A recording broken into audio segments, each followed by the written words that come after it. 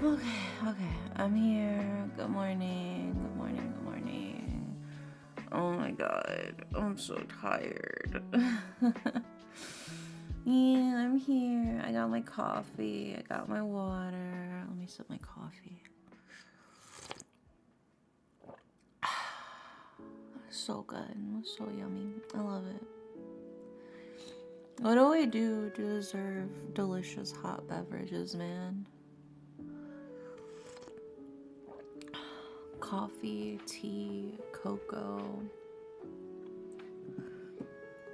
It'd be a sad place without warm beverages.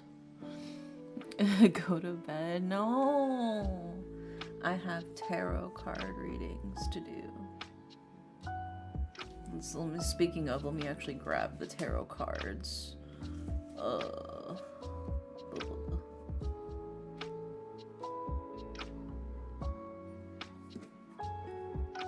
Go ahead and yoink those and those. I'm not behind at all. It's all deja vu. Let's see. What did I miss, by the way? Let me check my thingy.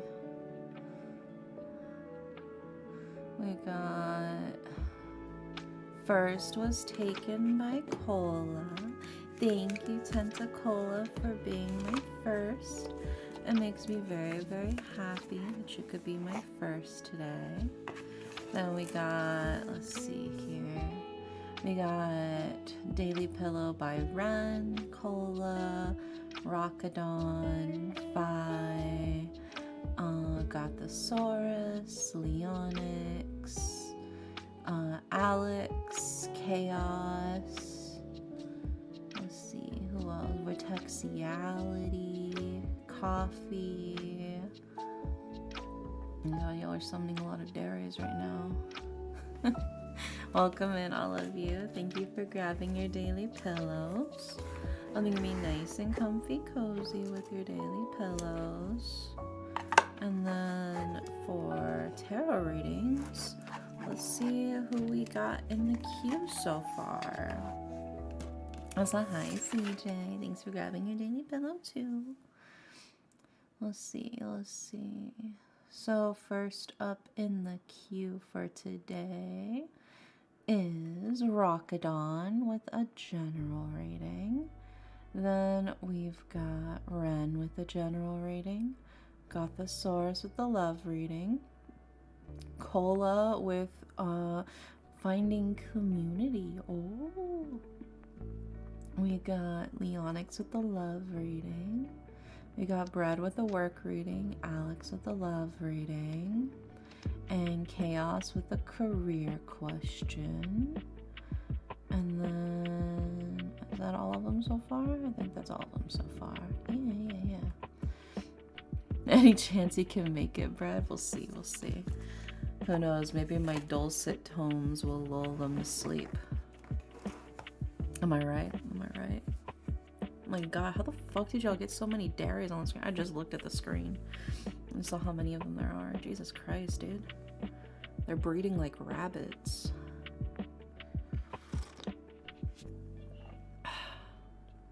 Dude, I love coffee.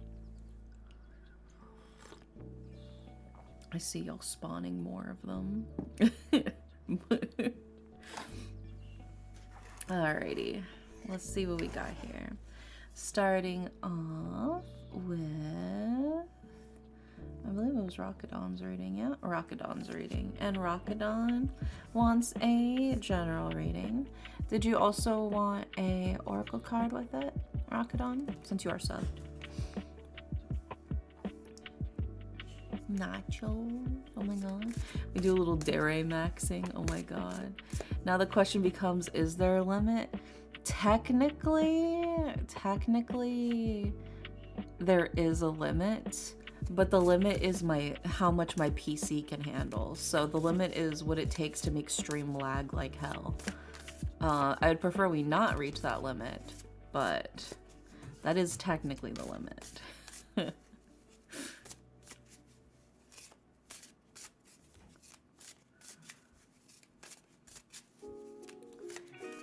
So the limit is crashing Darius stream. Got it. Yeah, basically. Pot of greed. Oh my gosh. We'll see what we got for you. Yeah, like personal preference. I'd really love it if you didn't crash my stream. But like, you know, I'll take what I can get. Just doing my best. You know how it is.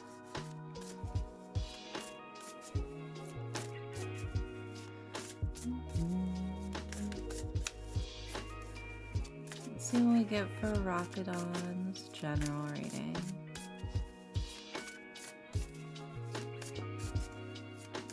I should make a dismiss like one thing so people can also pay to like make one disappear.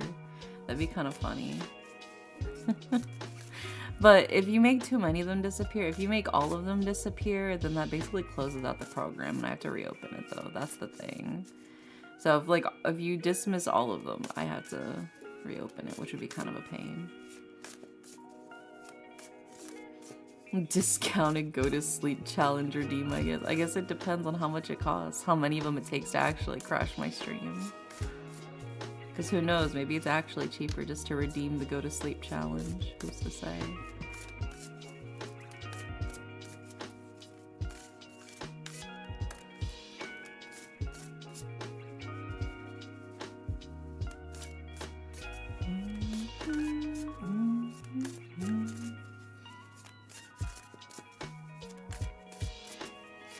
Let's see what we got for you.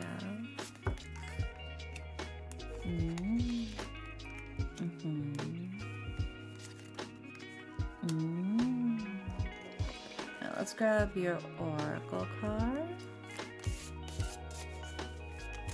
Plus this one everyone can contribute. True. Yeah. I guess that makes the individual cost cheaper, but it does make the overall cost more expensive. I play Pot of Greed and draw 2 additional Shimaderes from my deck. They're like the little minions. They're like the 1/1 tokens. The PC can handle 367 Dares. It's not a discount. I'm a little scared to know if that's true or not. I did clear out the queue, so I'll be able to know exactly how many Shimaderes y'all redeemed today.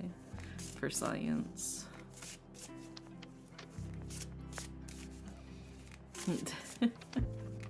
Oh my god. Y'all are playing a dangerous game, dude. Because I'm telling you, if the stream crashes because of Shimedares, I'm not coming back. I'm not rebooting the game. I'm not rebooting the stream. So, choose wisely.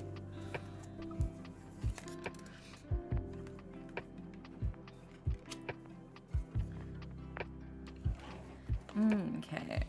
Yeah, this makes sense with this reading. Okay, so wait until the end of the readings.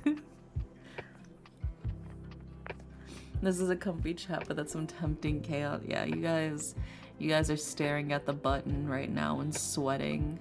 I can see it. I can feel the temperature rising by like 3 degrees. Well, hi, Freeman. Welcome in. Alright, let's go ahead and get these cards up on the screen for you, Rocket On. Starting with...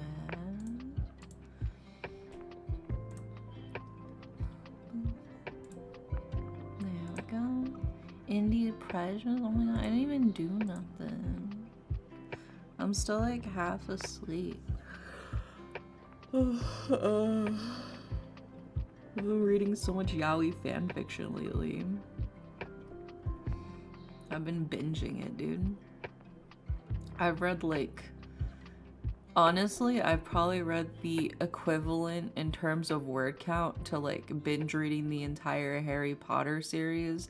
I read like the same like word equivalent in just yaoi fanfiction in the past like 2 days. So... You know how it is. Am I right? Am I right, lads? Is it the one you sent or a new one? I mean, I read that one, which is like the equivalent of like one book, but I've been like I've just been going through AO3, bro. I read all of the rest of that author's works from that ship. So I've read all of that author's stuff for that ship. I'll probably read more of their stuff from because they do some Genshin Impact too. Even if I had to guess based off their name, they probably do like Kava and Al Haytham. And then I was reading a bunch of like one-shots and like quick stuff. But yeah, no, I've been cruising through it. Yeah, that is a lot of yaoi fanfiction. It is, but it's good. It's good shit. Some of them though, you open the fic and you read like the first like paragraph and you're like, I can't do this, and you back out. I listen, I would never ever comment anything mean on any fanfic writer's fics, right? If there was a fic where I did not like the writing, you will not fucking catch me ever telling that writer that I don't like their writing, okay? Alright? If you read a fanfic, you're like, wow, this writing is really bad, you know what you do? You hit the back button and you find something different, alright? Alright? We're not gonna do that to them, alright? I don't want to crush somebody's dreams of writing fanfic just because I personally don't like their writing style, alright? But some people, their writing style, I'm like, I can't fucking do this. I can't handle this right now. It feels like I'm reading what I used to write when I was like 14 and first started writing fanfic. I was like, I can't. I'm not gonna tell you nothing, but I'm not gonna sit here and read this. Oh, okay. And then we got the... Oops, that's the wands. I want the swords. There we go.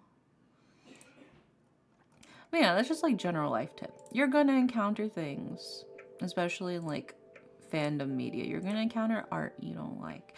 You're gonna encounter fics that you don't like. It's okay to not like them. What's not okay is to go over to the author or the artist and be like, this fucking sucks. This is horrible. All right? That you don't do that. Don't do that. If you don't like it, you know, you're more than welcome to not like it. Oh, wait, Derry, what about constructive criticism? What if I just want to... Did they fucking ask for it? Did they ask? Please give me constructive criticism? If they didn't explicitly state in their fucking post or in their notes or anything like that that they want you to give them constructive criticism, shut the fuck up. It's free. They're doing this shit for free. They're drawing the art for free. They're providing the art for free. They're writing the fanfic for free. Just shut the fuck up. You didn't pay for it, right? You can talk about what you want to see in the fanfic when you give them money, all right? All right? I'm just saying, I see way too many people who like, this was so bad. But don't you want to improve? Maybe they just want to do it for fun. Maybe that's their outlet. I'm not here to, you know, tell them that their writing fucking sucks. It's horrible. That's mean, bro. That's mean. I don't know. Some people don't know how to be nice on the internet anymore. It like drives me insane. I know I'm like ranting about this, but like this is just something that's really bothered me. Yeah. If a published author is poor writing, different story. Yeah, because I mean, to be fair, published author, you paid for the book. You paid for the book. The author has gone through multiple revisions, has editors, has the publishers who've all read through the book and went, yeah, we'll publish this. That's different. You can have like your critique there because you paid for it, right? Not with fanfic. Fanfic is a labor of love. Same with fan art. Fan art is a labor of love. If you're commissioning an artist, it makes sense. If you're like, hey, I'm paying you money, I'd like for you to draw this a certain way.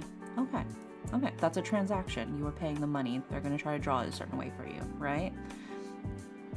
You don't get to go onto somebody's fan art and be like, they're straight though.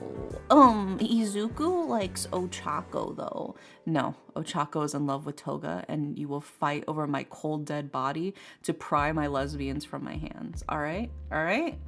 Did we read the same manga? Did you see the interaction between Ochako and Toga in fucking My Hero Academia? That was the gayest non-lesbian scene besides straight up lesbian sex. It's crazy.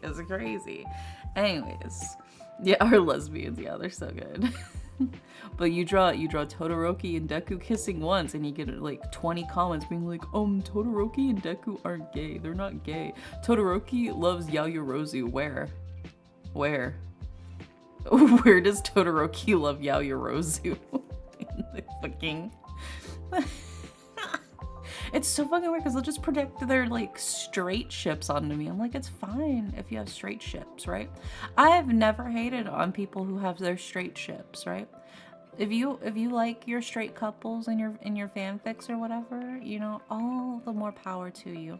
You deserve to have the representation and media that you want to see. You know, you deserve to have your own fan art, you deserve to have your own fanfics. But don't force me to make it, right? You know? Yeah, if I don't agree with the ship, I respectfully scroll past. Literally zero, yeah.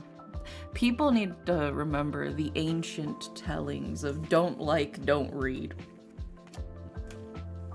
That used to be plastered on every fucking yaoi fanfic back when I was like 14. Don't like, don't read, bro.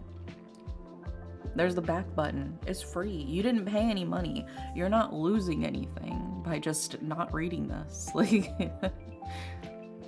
anyway, I'm good now. I'm normal now. I had to go on that rant about that because it drives me insane. This fandom etiquette has completely fallen apart lately in the past, like, I want to say like 5 years. I've really watched this fandom etiquette just like destroy itself.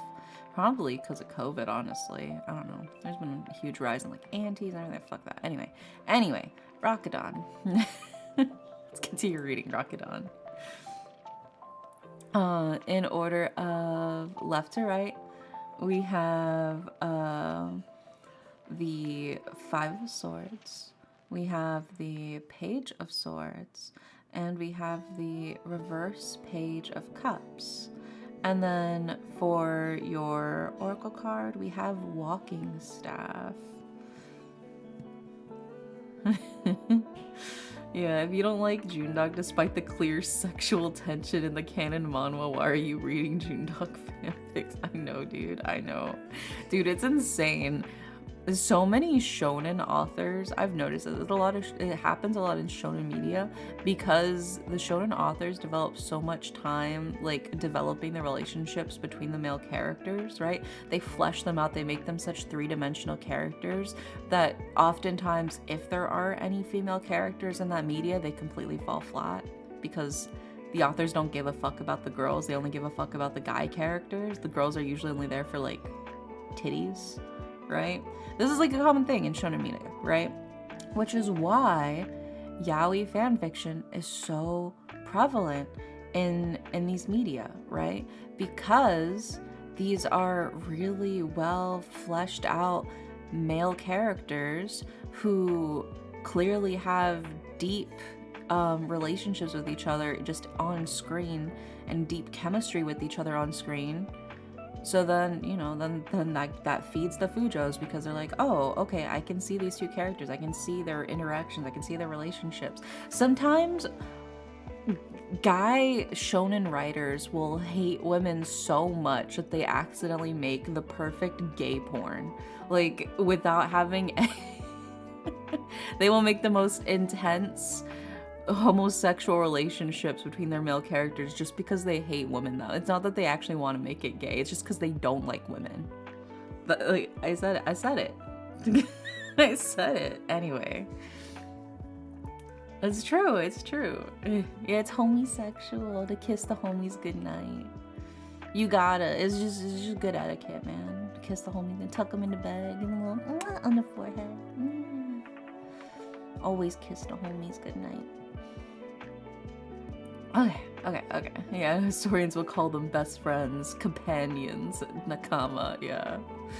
Life and death companion. They're literally called life and death companions, okay? Okay, canonically, they are referred to as life and death companions, all right? How are you going to interpret that? Misogyny means better yaoi. Ironically, yes. A lot of misogyny ends up making better yaoi. Well, like better base for yaoi, I would say. At least in like modern media, like I said, like shonen anime, where they don't treat the female characters as anything other than a pair of tits or a potential romantic interest for the main character, right? They don't ever flesh out the female characters or anything like that. They only ever flesh out the male characters. Well, people are going to play with the more interesting dolls. And if all of the more interesting dolls are boys, and they're saying these boys have these deep and intense connections with each other, you know? Of course they're gonna draw them fucking. I don't know what you want. I don't know what you want from me. That's just how it goes. Anyway. Yeah. So we start with the Five of Swords, Rakadon. And the Five of Swords is a card of rejection. It's a card of recklessness. It's a card of keeping other people away. Really, it's you can see the plant here is stinging nettle, right? So the stinging nettle is keeping other people at a distance. It's got this sort of burning, inflammatory quality to it.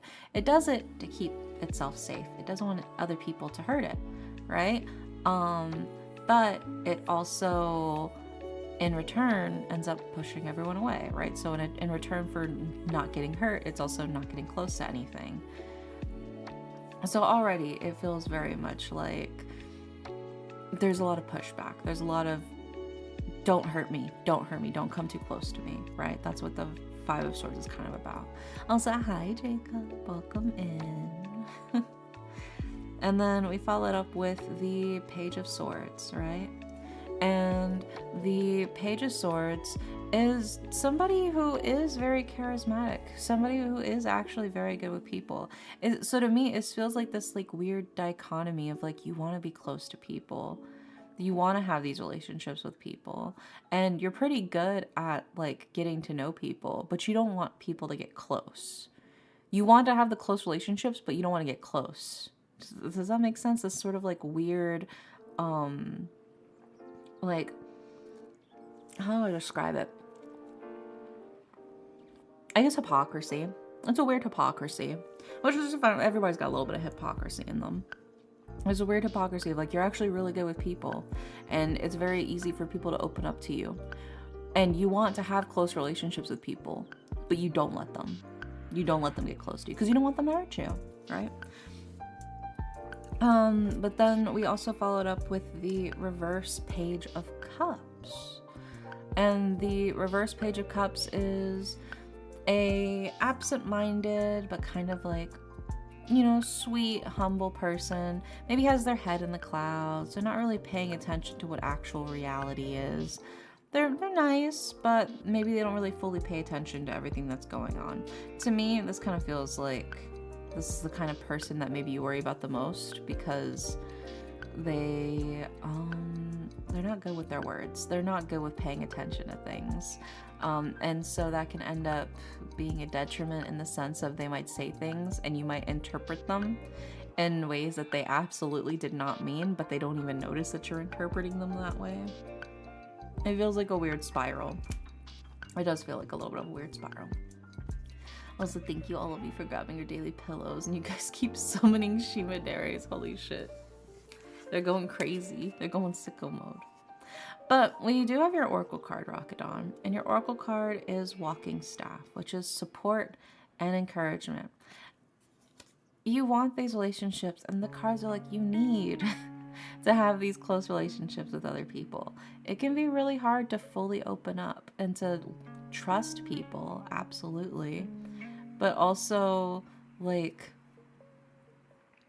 sometimes you have to take the risk of letting other people have the chance to hurt you in order for them to prove that they're not going to hurt you, right?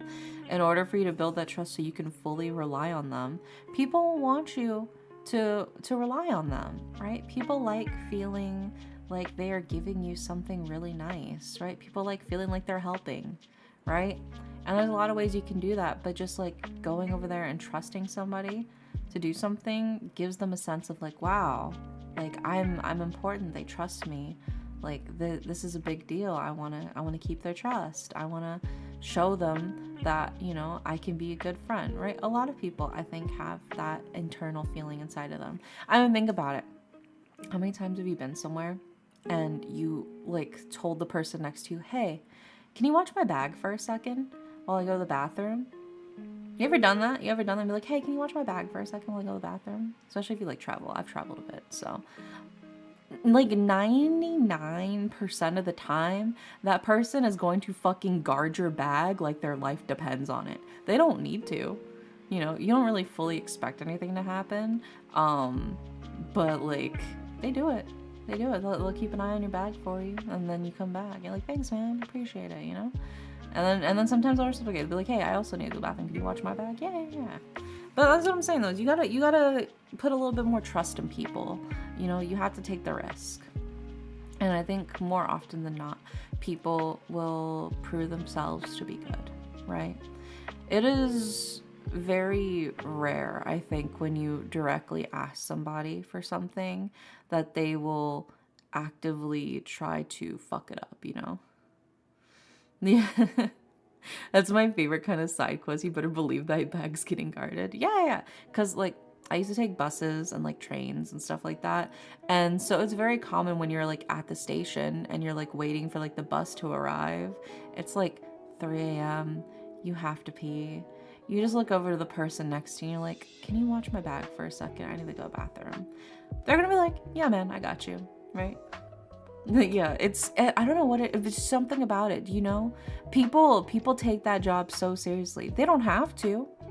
You're under no obligation to look so seriously after somebody's bag, but there's so many people who do take it seriously, who are like, yeah, I got you. I'm going to keep your bag safe, right? There's even been some people where, like, they do, like, pranks. They'll have that where somebody will be like, hey, can you watch my bag? And then, like, their friend comes over and pretends to, like, try and steal their bag. The other person will practically fucking fight them for it, right? You don't know who this person is, but somebody's trying to steal their bag right now, and they're, like, squaring up for them. Like, it's crazy. Like, obviously the prank ends okay. They're like, oh, hey, this is my friend. We were just teasing you. Yeah, you're fine. But thank you so much. Like, I appreciate you ready to square the fuck up for my bag, right? But it is like a whole thing of, I think people are more willing to show you how much you can trust them than maybe you realize. And I think when you put that small granule of trust into people, they're more than willing to want to prove that it was worth it, you know. So I think that's just something to consider, Rocket On. To me, it feels like it's time to rely more on other people and to put more trust in the people around you, because they want to prove themselves to you and they want to get close to you. But it feels like you're scared of being hurt, but you can't know for sure until you put that trust in them, you know? And then after that, it's on them about what they do after that. After that, it's out of your hands. And that can be scary, but it's also kind of liberating to know, like, I've done what I could. Now it's up to them to do what they can, you know? But I hope that helps, Rocket On.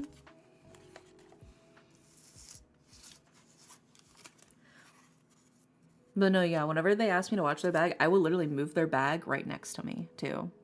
I was like, hi, Yoku, welcome in. Yeah. Yeah, I'll literally be like, oh, okay, I'm gonna move your bag, like, right by my feet then. So people don't even think it's your bag. They think it's my bag, right? Because then people are less likely to steal it. They see it, they think it's your bag, you know? It's not your fault if someone betrays your trust. It's their fault for breaking it. Yeah, exactly. Never eating thing. Yeah. Kind of leaves. I'm a very big eater. Yeah, I feel you. It's been an eepy kind of day.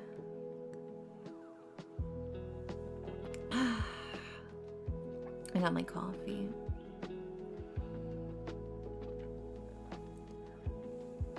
But yeah, no, I mean, like, those little side quests like that are simple ways to bond with strangers, honestly. Because the fact is, every single person I've asked to look after my bag real quick while I go pee was a complete stranger. And genuinely, they were a complete stranger. I was just like, hey, can you look this over for me real quick while I go to the bathroom? And every single time that I've asked, they've done well. They've done good. Haven't been burned yet. Hope I don't get burned, you know?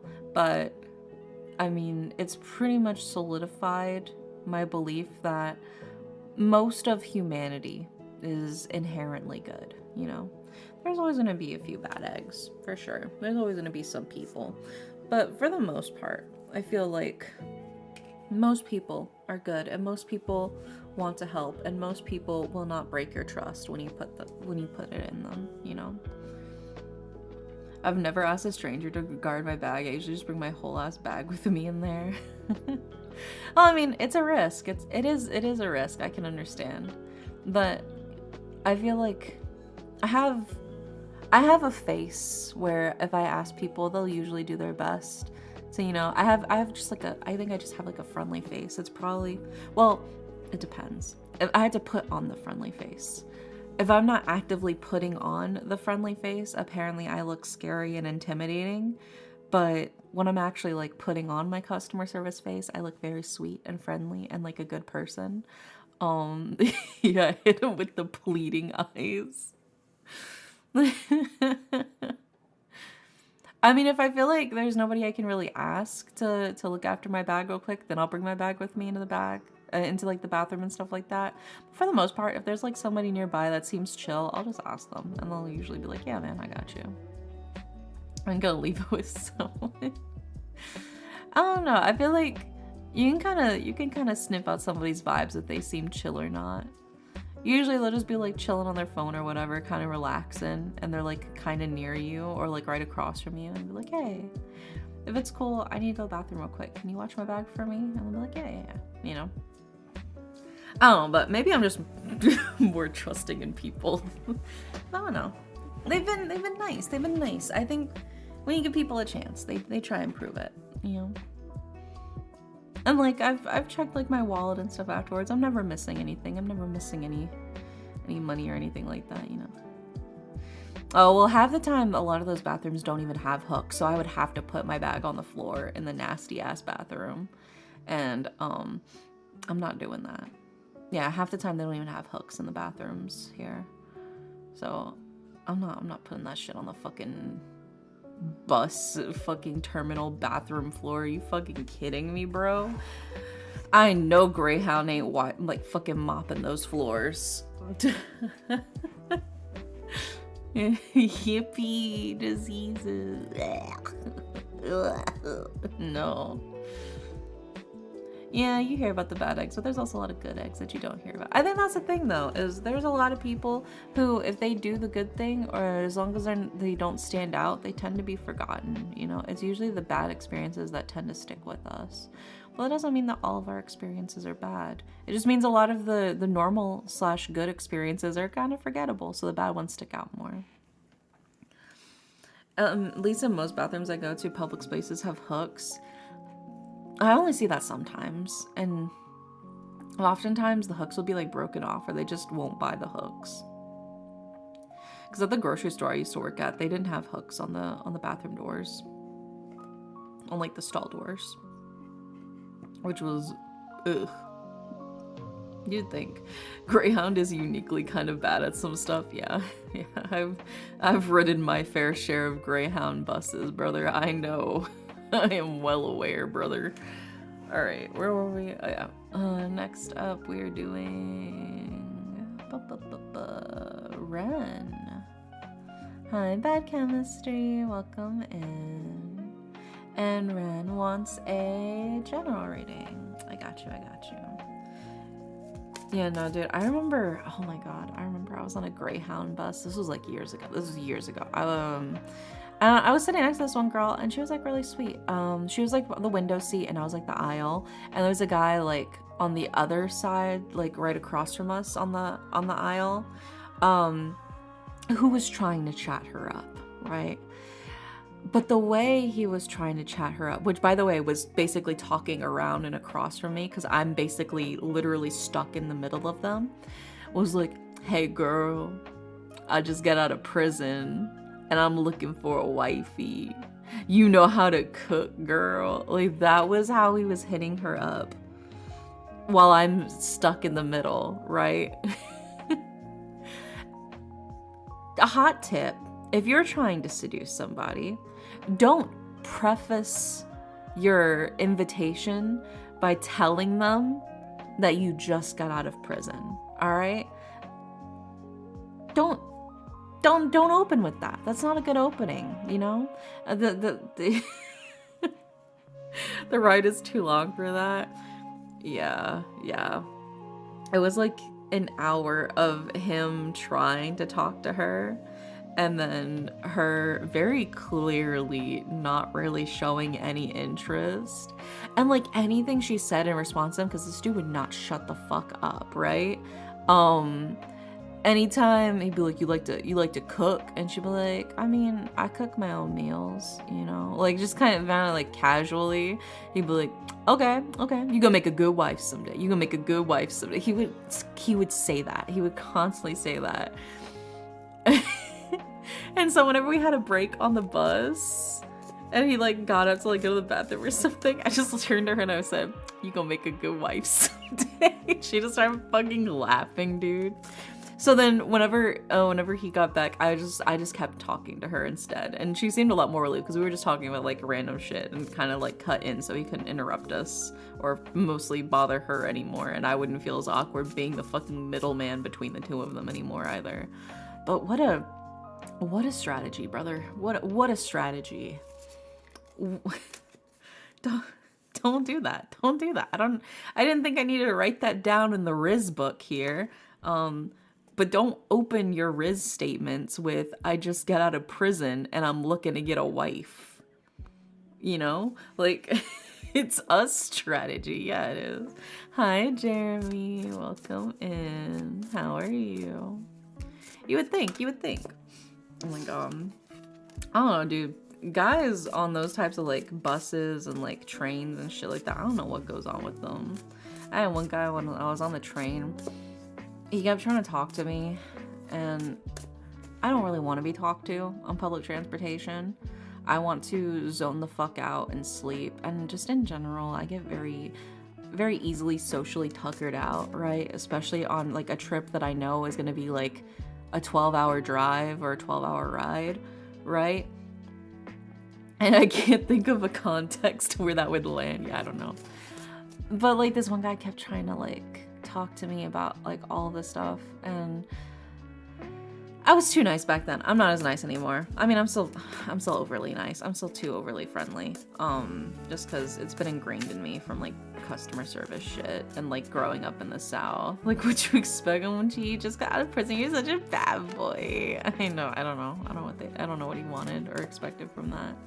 But like this one guy, so I was like, you know what? Like, he finally fell asleep. I'm just gonna play my video game, right? I had my 2DS in my backpack by my feet, so I grab it quietly and I boot it up. I try to tilt it away from him so, you know, the light from my game doesn't wake him up. And I got my headphones in so we can't hear any of the music, you know. So I'm being a very polite, very respectful gamer seat neighbor, right? As soon as he hears me wrestling and stuff like that and setting it up, he immediately wakes up. He sees I have the fucking 2DS in my hand. What game you playing? Oh, I'm playing Monster Hunter. What do you do in that game? In the game Monster Hunter? Hey, Chow, what do you think you do in the game Monster Hunter? Just you know, throwing that out there. Any ideas what you do in the game Monster Hunter?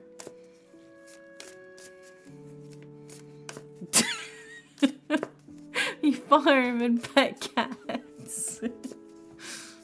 Play pretty friends. I was just like, you hunt monsters. Oh, he's like, oh yeah?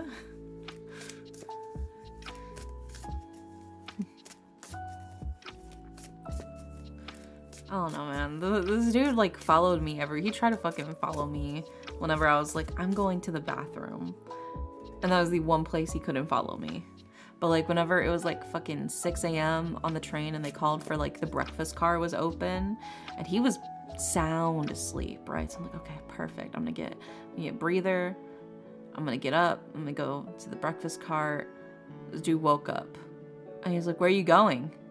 I was like, oh, they just opened the breakfast car, so I'm gonna get some food, but it'll be open for a while now. And he's like, oh, I'll come with you. And I'm like, fuck. Shit. And he sits right fucking next to me in the breakfast car or the train. I'm like, God fucking damn it. God damn it.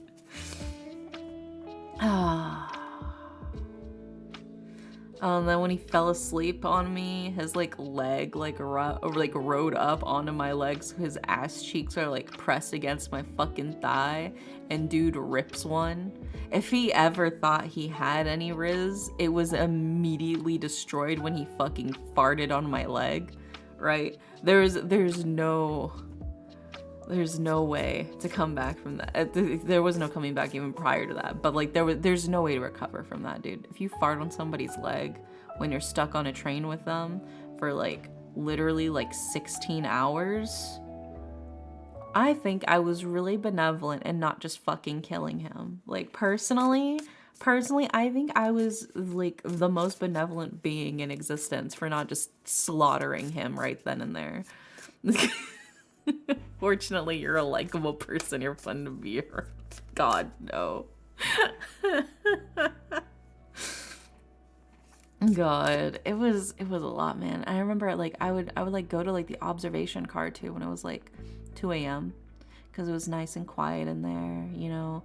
Nobody would really bother me because everybody was either asleep or not in the observation car. Because it's 2 a.m. it was too dark to see outside, and that's what the observation car is for. So I would just chill in there, you know, decompress. This dude would try and follow me into the fucking observation car at 2 a.m. I'm like, I'm gonna go insane. And then we're like in the final, like, I want to say like 2 hours of like the trip, because he got off the stop after me. He was there before me. And he got off the stop after me. So he was there the entire time I was on that train, right? Just to really set the fucking vibes. But then I hear like some kids like screaming and crying behind me, and one of them's like playing like the fucking like a bunch of like nursery like songs. And like the baby nursery songs where it's like, The wheels on the bus go round and round, and like the fucking ABC. And I'm at this point, I am banging my head against the window of the train because I am slowly going insane. This man has not left me alone for like 16 hours, right? And has farted on my leg, right? And keeps trying to like strike conversations with me when I'm very clearly not interested. And I'm also sleep deprived because it's very hard to sleep in a train with all these people sitting up and all of this stuff, right? And he's like, haha, you look pretty tired, you look pretty upset. He's still trying to fucking talk with me. He's still trying to fucking talk with me while I am so fucking exhausted and I am so just drained. And he's like, you kind of look like you're gonna kill someone. And I said, I was done at that point. I said, if you keep talking to me, it's going to be you. And then he finally shut the fuck up for the last hour of my train ride. It was pure bliss. Jesus Christ. God.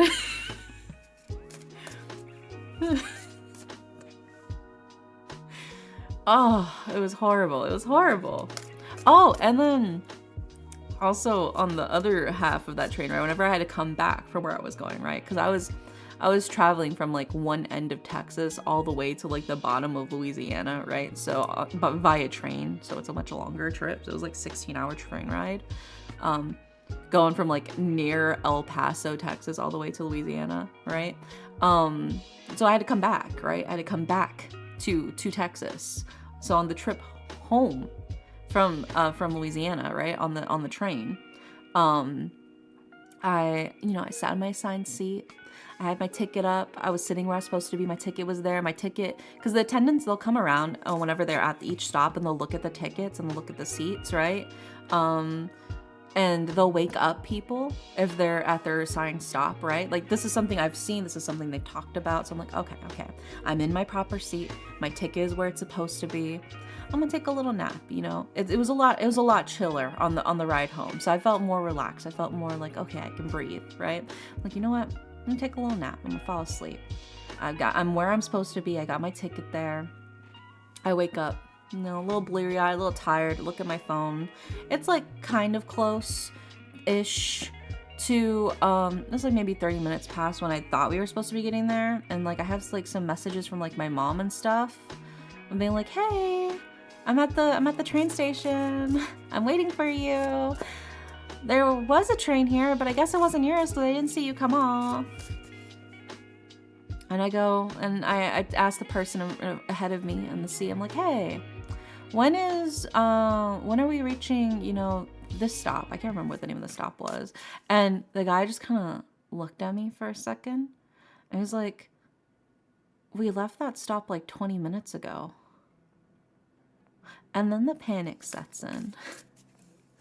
And one of the train attendants comes in, right?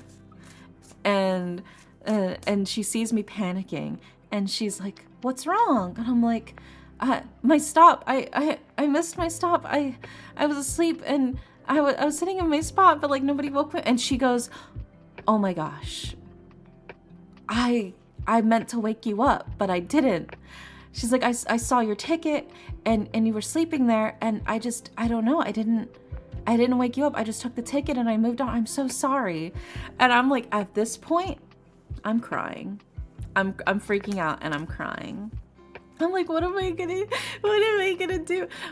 Bless the man in front of me. What a sweet fella. He's like this big dude wearing like a fucking football jersey, and he is trying so hard to comfort me right now. He's like, hey, it's gonna be all right. It's gonna be all right. You're gonna get through this, all right? It's gonna be okay. It's gonna be okay. I was like, I missed my stop. And I'm like crying and I'm like freaking out. And then the train conductor comes and he sees all of this, right? Because I guess one of the other attendants got the conductor of the fucking train. And so I'm like through like snot and tears explaining the situation to him, and like so is the attendant. He's like, okay, well, the next stop technically isn't for like another 4 hours officially, but we can probably make an emergency quick stop for you at like this specific town if you want to tell whoever's picking you up to come meet you there. They're gonna get there before we do. So we'll go ahead and we'll set that up. And he's like, so just, you know, it'll be like another like hour, but we'll make the stop there. And I'm like, okay. But since it's an official stop, they couldn't really like fully like they slowed down the train like really slow, like basically to a crawl, and then I like kind of hopped off. So technically, I've jumped off a moving train. It was really slowly moving, like barely moving at all. But technically, it was still moving when I jumped off, therefore making it a moving train. yeah. And my mom was there waiting for me. Yeah. But yeah, so both of my train experiences were hell. The first one going there was horrible because of a person, and the second one going there was traumatizing because I thought I was gonna have to go all the way to like fucking wherever the next stop was, like 4 hours away. And that's how Derry jumped off of a barely moving train. Yeah. Like I said, it was barely moving, dude. It was crawling, like but it was a moving train. And that sounds way more impressive when you say that. When you say you jumped off a moving train. Sounds way cooler that way. But yeah, so I've had some interesting life experiences, you could say. But yeah, I could tell that the attendant felt really bad for me. Maybe she just saw how cozy I looked when I was sleeping. She's like, it feels illegal to wake you up. I don't know. Maybe I just looked that cozy. She couldn't bear the thought of waking me up. Who knows? But I mean, she clearly, it was like a mistake, and she felt really horrible for it. I'm not gonna like press her about it or anything like that. But I was devastated. Yeah, I was honk shoe. Yeah, because like I did everything right, and I was the only person that happened to. The real sleep magician. Yeah, I don't know. Just like, this is just how you were meant to be, asleep. Yeah, it sounded like the attendant was very kind, even if she goofed. Yeah, I mean, it was an accident. Accidents happen. In hindsight, it is very, very funny. In the moment, it was terrifying, and I was crying, and I was a mess. But like afterward, you know, you hear that, it was hilarious, dude. It was so fucking funny. Yeah, I do want to go on a train again, though. But next time I go on a train, I want to go on like a sleeper car, because I didn't get a sleeper car. I was just like economy seats, which sucked. No, but if I'm gonna go on a train, I want to like indulge in like a proper like sleeping car room. It just seems like it'd be cozy. And something to put on my bucket list, a proper train trip that isn't hell. Add that to the bucket list.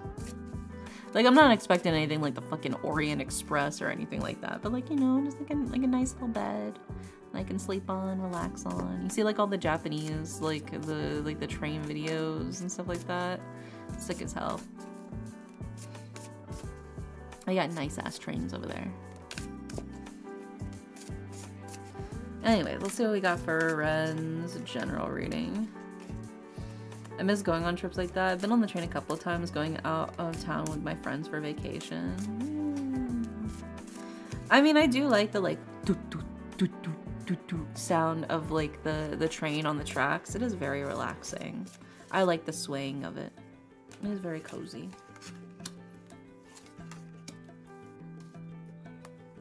I get the appeal. And then let's grab your oracle card, Ren.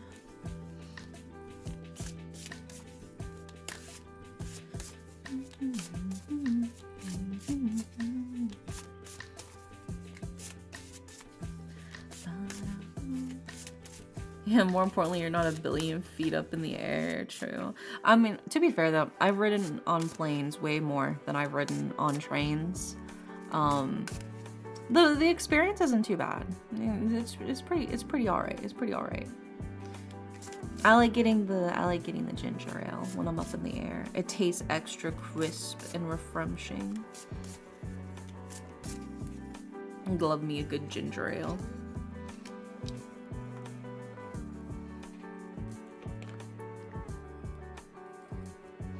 I want to go to the California Zephyr one day. Oh yeah, I have heard that one's really nice. It just sucks. I feel like a lot of like the Amtrak sleeper trains, they don't put too much like effort or care into them. So a lot of them just like the quality is kind of falling them down. But also train food is so fucking expensive. You buy like the dinner or whatever on like the train car and it's so expensive. There's no way that this food should be costing this much on a fucking train. Are you kidding me? It's way overpriced. But where else are you gonna go? You gonna hop off the train and go to fucking McDonald's? You know, like you're trapped on there.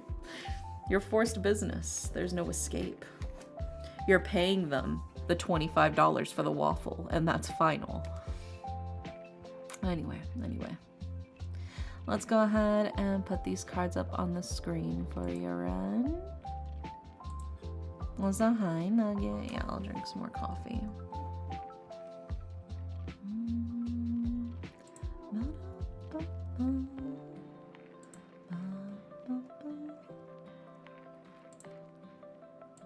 Bring snacks in a mini hibachi grill.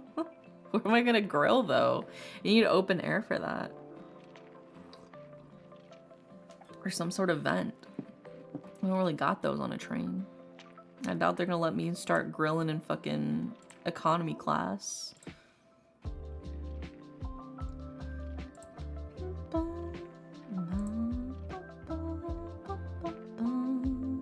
Little mini fan. Grill that one guy who wouldn't leave you alone. Dude, he was like, it was intense how he kept following me around everywhere. I tried to be like, oh no, you're fine, like you don't need to come, like very clearly trying to give him the outs to like politely basically tell him like I really would like to be alone. Oh, I just really enjoy my alone time, you know how it is.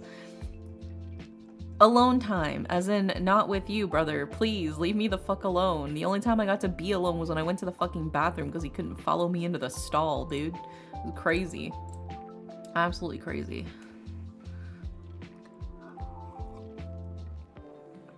Ugh.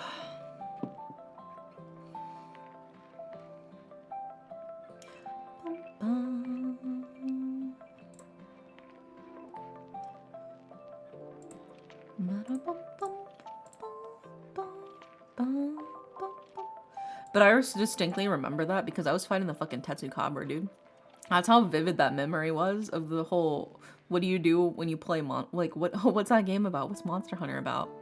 I remember that so vividly because I was literally fighting the Tetsukabra. That's how strong of a core memory that is. I know exactly what fucking monster I was fighting at the time too. Because I was like Tetsukabra farming. Because I wanted the armor set. I needed the armor set is more like it. I got a better armor set later, but that was like kind of semi, like, I was a little noobish. But yeah, anyways. That's how deeply ingrained that was.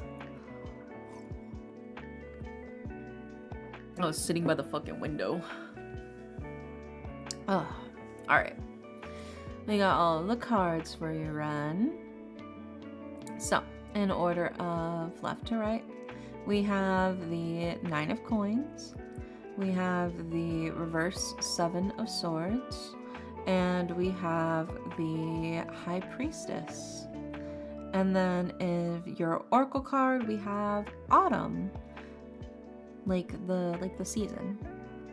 So let's go ahead and start breaking these down for you, starting with the 9 of coins. Yeah, so pretty flowers.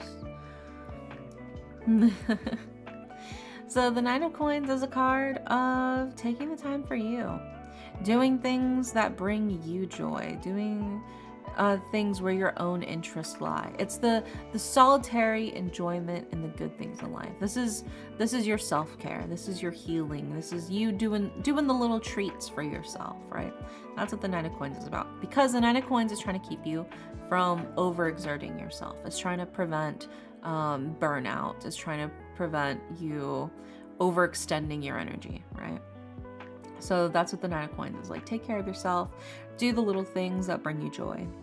And that kind of thing, right? We also followed up with the reverse Seven of Swords. And the reverse Seven of Swords is kind of like a weird reassurance, because the reverse Seven of Swords is the card of just pure dumb luck. Some shit is out of your hands. Some shit just, you can't control it. But this is the card that kind of tells you, like, this is the blessing of dumb luck. Things may work out after all. Don't stress too much about it. Things usually find a way to resolve themselves one way or another, right? So don't stress too much if you feel like you need to do this and this and this, and you need to make sure this and this happen. This is the card of, like, things will work out. They usually do. Don't worry too much. Things usually manage to find a way to work out. And we also followed up with the High Priestess, right? And the High Priestess is somebody who tends to rely on their intuition, on their inner wisdom, and very much sort of just trust the hidden secrets and magic of the world to make things happen. Again, so sort of tying into the sense of, like, just trust your gut. Trust your gut, trust your intuition. Also, hi Daniel, thank you so much for the follow. Welcome in.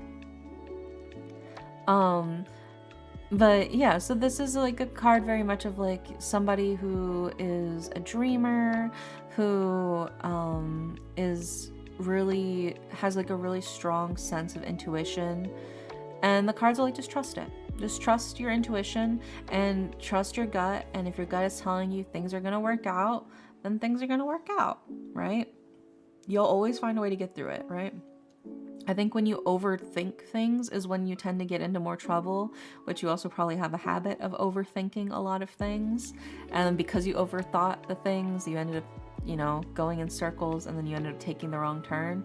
When initially your gut was telling you one thing, but you were like, oh, but what if this, and then this, and then you end up completely fucking it up.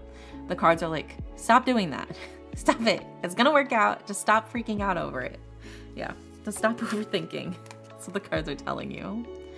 And then that brings us to your Oracle card, which is Autumn, which is a card of bounty and balance, right?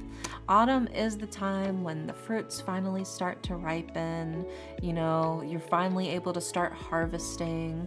A lot of the hard work of sowing the seeds in spring and tending to them in summer is starting to kind of come to fruition, where you're starting to see the final results start to come into play in autumn. You're starting to see a lot of these fruits fully develop. You're maybe starting to actually harvest some of them as well, while you wait on a couple others to finish ripening up. So it is very much a card of, like, things are finally starting to come about. Things are starting to come to fruition. So don't stress too much. Don't overthink it. Don't overcomplicate it. Stop overcomplicating it. You're overcomplicating things that don't need to be overcomplicated, right? It's already on the path, and you're like, oh, but what if it doesn't keep going straight? What if it suddenly veers completely to the right? And the card's like, we've given no indication that things are going to suddenly veer completely to the right. So you start planning for if it veers completely to the right, and weirdly end up setting it off course, so it ends up veering completely to the left instead. So just leave it alone. Don't touch it. If it ain't broke, don't fix it. If it ain't broke, don't fix it. If it's working and things are happening, just leave it alone. Let it do its thing, right? So when you start finagling with things and messing with wires and trying to improve optimizations where you accidentally add a couple of extra bugs that weren't there before, and it's like the load-bearing pineapple, like that PNG of a pineapple in the game, and they tried to delete that pineapple PNG, and it completely just ruined, like, launching the game, right? And you're like trying to, like, why won't this work? Why can't I take this PNG out. It's not doing anything. You are messing with the load-bearing pineapple PNG. Just leave it alone. It's okay. It's okay that it's there, right? Everything's functioning. You don't need to optimize it further than that right now, all right? It's all good. Just leave the pineapple PNG alone. If you're on course, just leave it alone. It's okay. Yeah, be more lazy. Indulge yourself. Do some nice things. Take your mind off of it. Don't overthink it. Do some stuff for you so you don't burn out. And keep on the path, you know? Yeah, the pineapple PNG is the core component. Yeah, exactly. But that's what I'm saying though. It's like don't overthink it. Don't overcomplicate it. Just let it be as it is, and things usually find a way to work themselves out, you know? It'll all be daijoubu. Man. I hope that helps, Ren. Fingers crossed. Yeah, just focus on relaxing, doing some stuff for yourself. Next up, we've got the Saurus. Are you here, Gothosaurus? Yeah, I hope it helps. I hope it helps. Sometimes you just gotta like let go of the wheel and just let it keep cruising, you know? So hi. Yeah, hi, Gothosaurus. And Gothosaurus wants a love reading. Ooh. Yeah, I got you.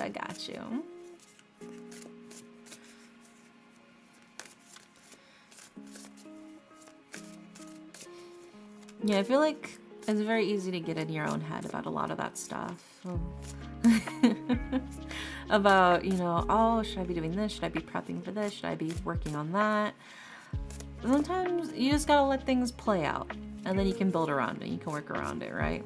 See where the cards lie. See what cards you actually end up pulling before you make your decision on what hand you're gonna play, you know?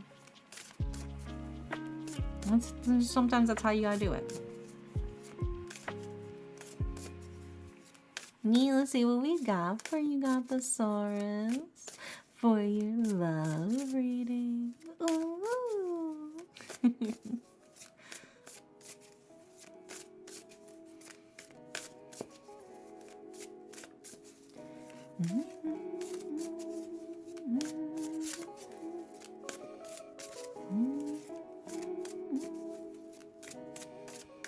Let's see what we got for you.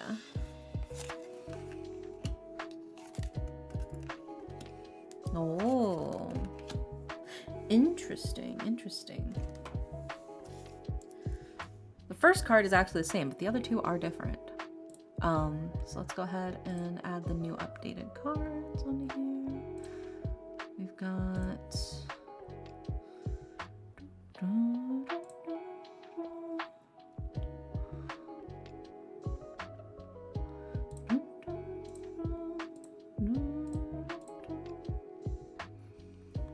love readings tend to feel like, you know, when you get with your gals and talk about love stuff. Yeah, it's like when you're at the sleepover and then the other girls are like, so tell us about your crush. And you're like, no, I don't like anybody. And they're like, oh my god, we totally saw you practically drooling over him. Oh my god, like it's so obvious. But like he's totally into you, you know? It's like that. It feels exactly like that. Alright, and then we've got I don't know why I go Valley Girl when I do that. Cards, hands, Balatro reference. Yeah, I have been playing a lot of Balatro. Not gonna lie.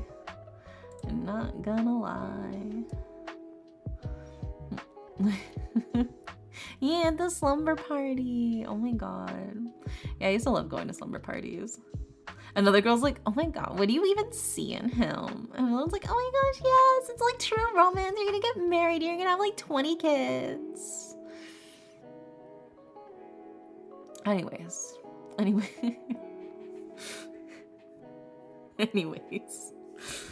We got all the cards for you, Gothosaurus, for your love reading. So in order of left to right, we have the 9 of coins. We have the King of Wands. And we have the 4 of coins. But specifically, your 9 of coins is reversed. which gives us a different reading than the one we got for Ren just before you. So speaking of, the reverse Knight of Coins is a card of burnout. It is a card of feeling like you're stretched too thin. Like there's a lot going on and you're kind of wearing yourself out, right? It's like butter spread a bit too thin on toast, right? When's the Dere server slumber party? That would be fun. Maybe we'll have one. We'll have like a little slumber party or something. We'll have to find a good day though, because like I'd say most of us are like working adults with like normal jobs. Some people work on weekends and some people don't, so we have to find like a good day, you know? It's not just every watch party night, but we don't like fall asleep in the server though. But also we're all in like different time zones, so who's actually gonna fall asleep at the same time as well? Because like for me it'll be like 5 a.m. but for like y'all over in a fucking Australia and shit, it's like what, like 4 p.m. Y'all aren't going to bed. Y'all aren't sleeping. Yeah, it makes it a little harder. It makes it a little harder. None of us have the same bedtime. Bruh, it's like 11:26 right now. I mean, for me, it's 12 a.m. Yeah, it's midnight for me. That is a movie night, nice slumpy. Oh my god, that's how you know. That's how you know Leonix is fucking Australian. Again, Australians always add E to everything to shorten it. You know the word selfie came from a fucking Australian? Did you guys know that?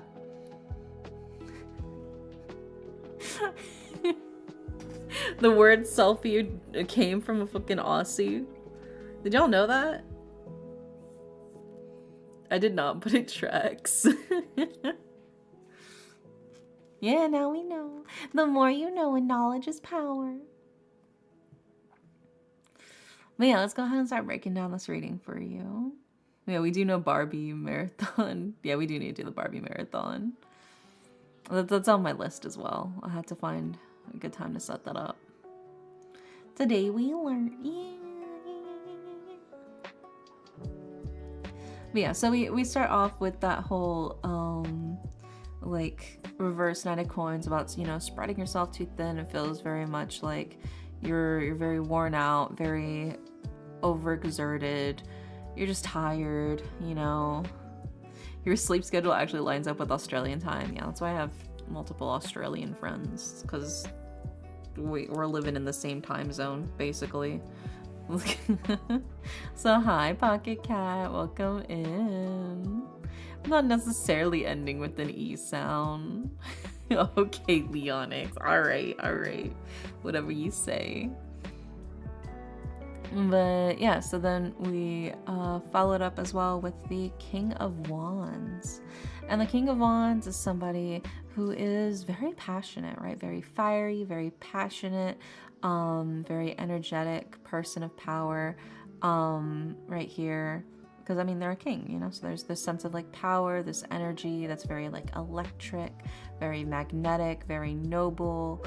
But this is also like a card of like things are, it feels like some things maybe are bearing fruit. But I think the interesting thing here as well is the actual fruit here, which is pomegranate, right? Immediately when you think of pomegranate, you tend to think of, or at least for me, I tend to think of the mythos of Hades and Persephone. This whole idea of eating the quote unquote, like sort of like the fruit of hell, like that sort of forbidden fruit where it feels almost trapping in a sense, is what it kind of feels like to me. I don't know if that's necessarily the vibes, but it does feel a little bit like things are almost feeling a little bit like it's a trap.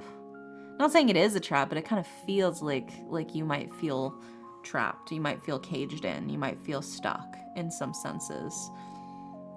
I do love pomegranate. Yeah, pomegranate fucking slaps, dude. It's so good. Some fresh, tart pomegranate juice. Oh god, I would fucking kill for some pomegranate juice right now. Holy shit. I need to add that to my grocery cart later. I'm gonna get some pomegranate juice. I don't care that shit's like $3 for a little container. Oh, I need it. You never tried it? It's yummy. It's yummy. Oh my god, we used to grow pomegranates in our backyard when I lived with my grandparents. Also, hi Steve, welcome in. But yeah, pomegranates are so yummy. Pomegranate seeds. They can get kind of messy if you don't know how to open them properly, because the seeds will absolutely bleed all over you and stain and like get the juice everywhere. And your fingies will turn all purple. But they're delicious. I love pomegranate seeds, like on a nice salad with some like balsamic vinaigrette, you know, like a little bit of feta, you know, maybe some roasted chickpeas, you know, it's a banger. Fantastic. Pomegranate seeds are just little bursts of joy. There goes the pommy. But also, we have this 4 of coins, which is something that kind of catches my eye here, because the 4 of coins is a card of immobility, right? It's a sense of clinging to nostalgia. This, it feels like it's choking you out almost, because we have the honeysuckle here, right? The honeysuckle flower, it looks beautiful, it smells wonderful, it tastes delicious, right? It's sweet because it's honeysuckle, but it is so incredibly invasive. If it's left unchecked, it can easily just destroy and choke out the local plants in an ecosystem, right? So there's to me, this reads very much like there's something where you feel kind of trapped in this relationship and you want to escape, but also you're kind of torn, because it feels very much like taking a bite of the pomegranate seeds, right, and being stuck in hell, right, is very much what it feels like. It's like you get the relationship, but in exchange, you know, you would lose a lot of your freedoms, is kind of what this reads to me. I don't know if you're currently like finding somebody that maybe you're expressing interest in, or somebody's expressed interest in you, or if this is like some sort of recent development, but to me, this feels like a red flag relationship. This feels like maybe the specific person or the specific relationship is something to be carefully looked over, to make sure that you'll be safe, to make sure that you'll be able to get out if needed. But also feels like you're putting a lot of energy in something that is really wearing you out and is not bringing you much joy. That is what this reads as. Like, very much, it feels very much like you are Persephone in hell and you're being fed pomegranate seeds. That is what it feels like to me. And there are a lot of different interpretations of it that you could get from this, but to me, this very much reads like this is maybe not in your best interest, this specific relationship, right? I would just like look a little deeper into it, look a little further into it, see if you notice if there are any maybe red flags that maybe you hadn't noticed before. Because I feel like it can be very easy to sort of blinded by like the sweet feeling of love, that maybe you overlook some things that in hindsight, when you're actually looking for them, you see much more clearly. So I'd say maybe take a step back, take a breather, do some things for you, get some insight from people around you, and then kind of look back on it and see if you're still seeing everything is, you know, super green, or maybe if you're starting to see a couple of red flags pop up. But to me, the cards feel like they're almost warning you, like, hey, be careful, this doesn't look super good. Which is not something the cards say very often, I will also add. The cards do not usually say this, which is why I'm kind of like, maybe, you know, maybe get the second opinion from your friends, maybe talk about it, you know, get a third party who's kind of seen the two of you, or even just take a little break, a little breather, separate yourself for a bit, and look at it with a fresh perspective, right? Because it feels like right now you're sort of worn down a little bit and maybe not fully cognizant of what could be happening right now, and so it might make it easier for it to slip past you, especially because of this reverse 9 of coins. So yeah, just take a breather and take a good look at it. All the reading spots taken. Hi, Gliar. I'm not sure. I think so. Maybe. Let me see. Yeah, all of them are currently claimed, but we're going through the list, and who knows? Maybe somebody might disappear by the end of stream. But yeah, I'd say, yeah, just be careful. Take a look at things. Carefully assess. Make sure you're not missing any blatant red flags. make sure you have a secure, a stable system for yourself outside of that person as well. Like good friendships, good familial relationships, and good ties, right?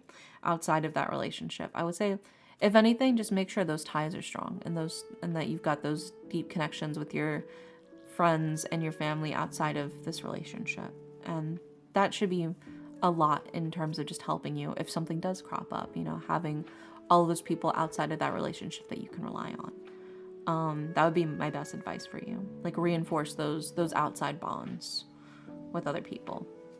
Because if somebody's trying to be like, maybe you should stop hanging out with them or try to distance you from your family or from your friends, that is also a red flag. Isolating is also a red flag. You should be allowed to hang out with your friends. You should be allowed to hang out with your family. You should be allowed to communicate with your friends and family about your relationship too, if you want, right? Yeah, you gotta diversify that support system. But I feel like if you do that, that'll help you immensely. So in case any red flags do crop up, which, maybe they don't. Maybe everything will end up fine. But to me, this feels like be careful, set yourself up for, potential protections for the future, and then you should be good. But yeah, take care of yourself, Gothosaurus. Stay safe. Okay? You gotta do what you gotta do for yourself. Okay, next up, we've got Cola. And Cola wants a reading on finding community.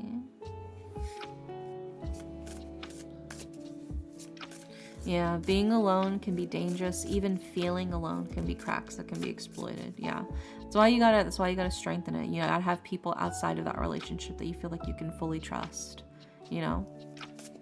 Because I think it's very easy to be like, this is my one and only person. I'm gonna rely on them. But if something happens with that relationship, you need some sort of outside source. You can't. You gotta have something out there.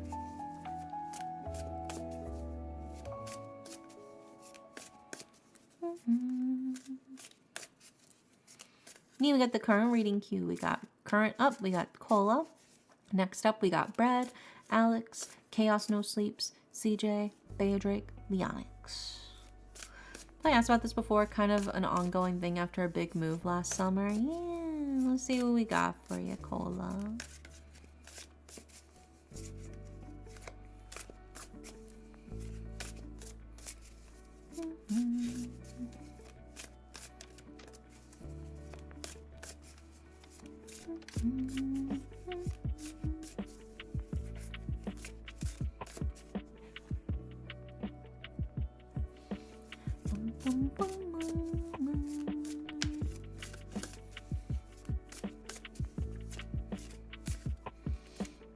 Generally though, if you are looking for like events and things to do, I would check out your local library.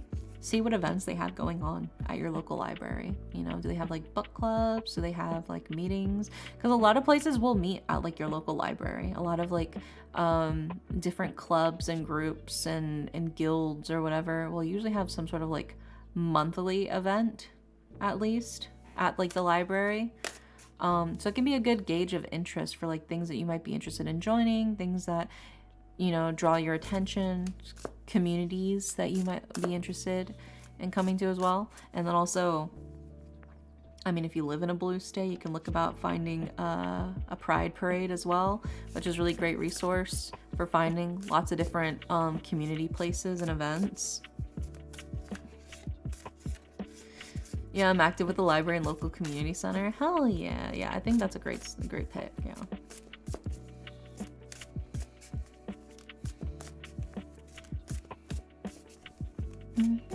But let's see what the cards got to say.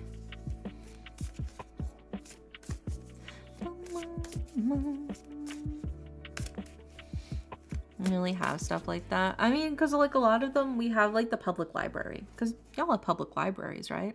Oftentimes the public libraries also end up kind of low-key doubling as like a community center. Like a lot of like groups and like individual like funded clubs and stuff like that will have their own like little meetings at the library, because you can usually like reserve like a room, like a boardroom or something like that for free as long as you do it in time, and they'll put it like on like the flyer or whatever. Because back when I lived in Louisiana, they had like an anime club. There was like the Baton Rouge anime club. Back when I lived in Baton Rouge. I don't live there anymore, which is why I'm fine with telling you guys, because I don't live there anymore. They had like the Shreveport Anime Club, the Baton Rouge Anime Club. So the Shreveport Anime Club, you know, you go over there, you go to the local library, they'd have like a monthly meeting at like the local library, and be like 15 of us, you know. It was an open thing. You could come in and you could hang out, you know. They had like little fun little things. They'd be like, they called them chibi cons, which were like little mini hangouts where you could like cosplay. They play like anime music, and they play like video games. Yeah, it was like the anime club. It was just funded by like a bunch of people who like kind of they were all like around my age, so a lot of them had already like were in college or had just graduated high school, and it was just like we didn't know each other except for the club, but then we would like hang out, you know, we'd chill. We'd go to like the local IHOP afterwards too, whenever the library was like, okay, like your time's run out with the meeting room. You had the meeting room reserved for like, you know, 2 or 3 hours. It was like, all right, let's all go to IHOP and hang out more there. But I was like, yeah, I would say you'd be surprised like what free things the library will allow. Also, Papa Spud, thank you so much for the raid. Welcome in, welcome in. How are you guys? I hope you're doing well. Oh my god, you were playing Monster Hunter? Oh my god, Papa Spud. What do you do in Monster Hunter? Like, what kind of game is it? What do you... Oh my god. What do you do in the game Monster Hunter? Hello, I predicted this was gonna be an amazing stream. Yeah. Welcome in, welcome in.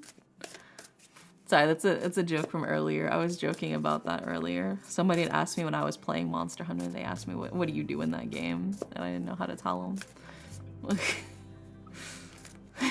I drink potions, pet my cat. Couldn't be hunting monsters. Yeah, no, that doesn't make any sense. I don't know why they'd call it that, you know.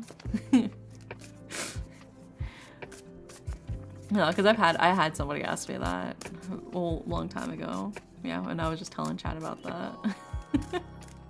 Thank you for the follow. Welcome in.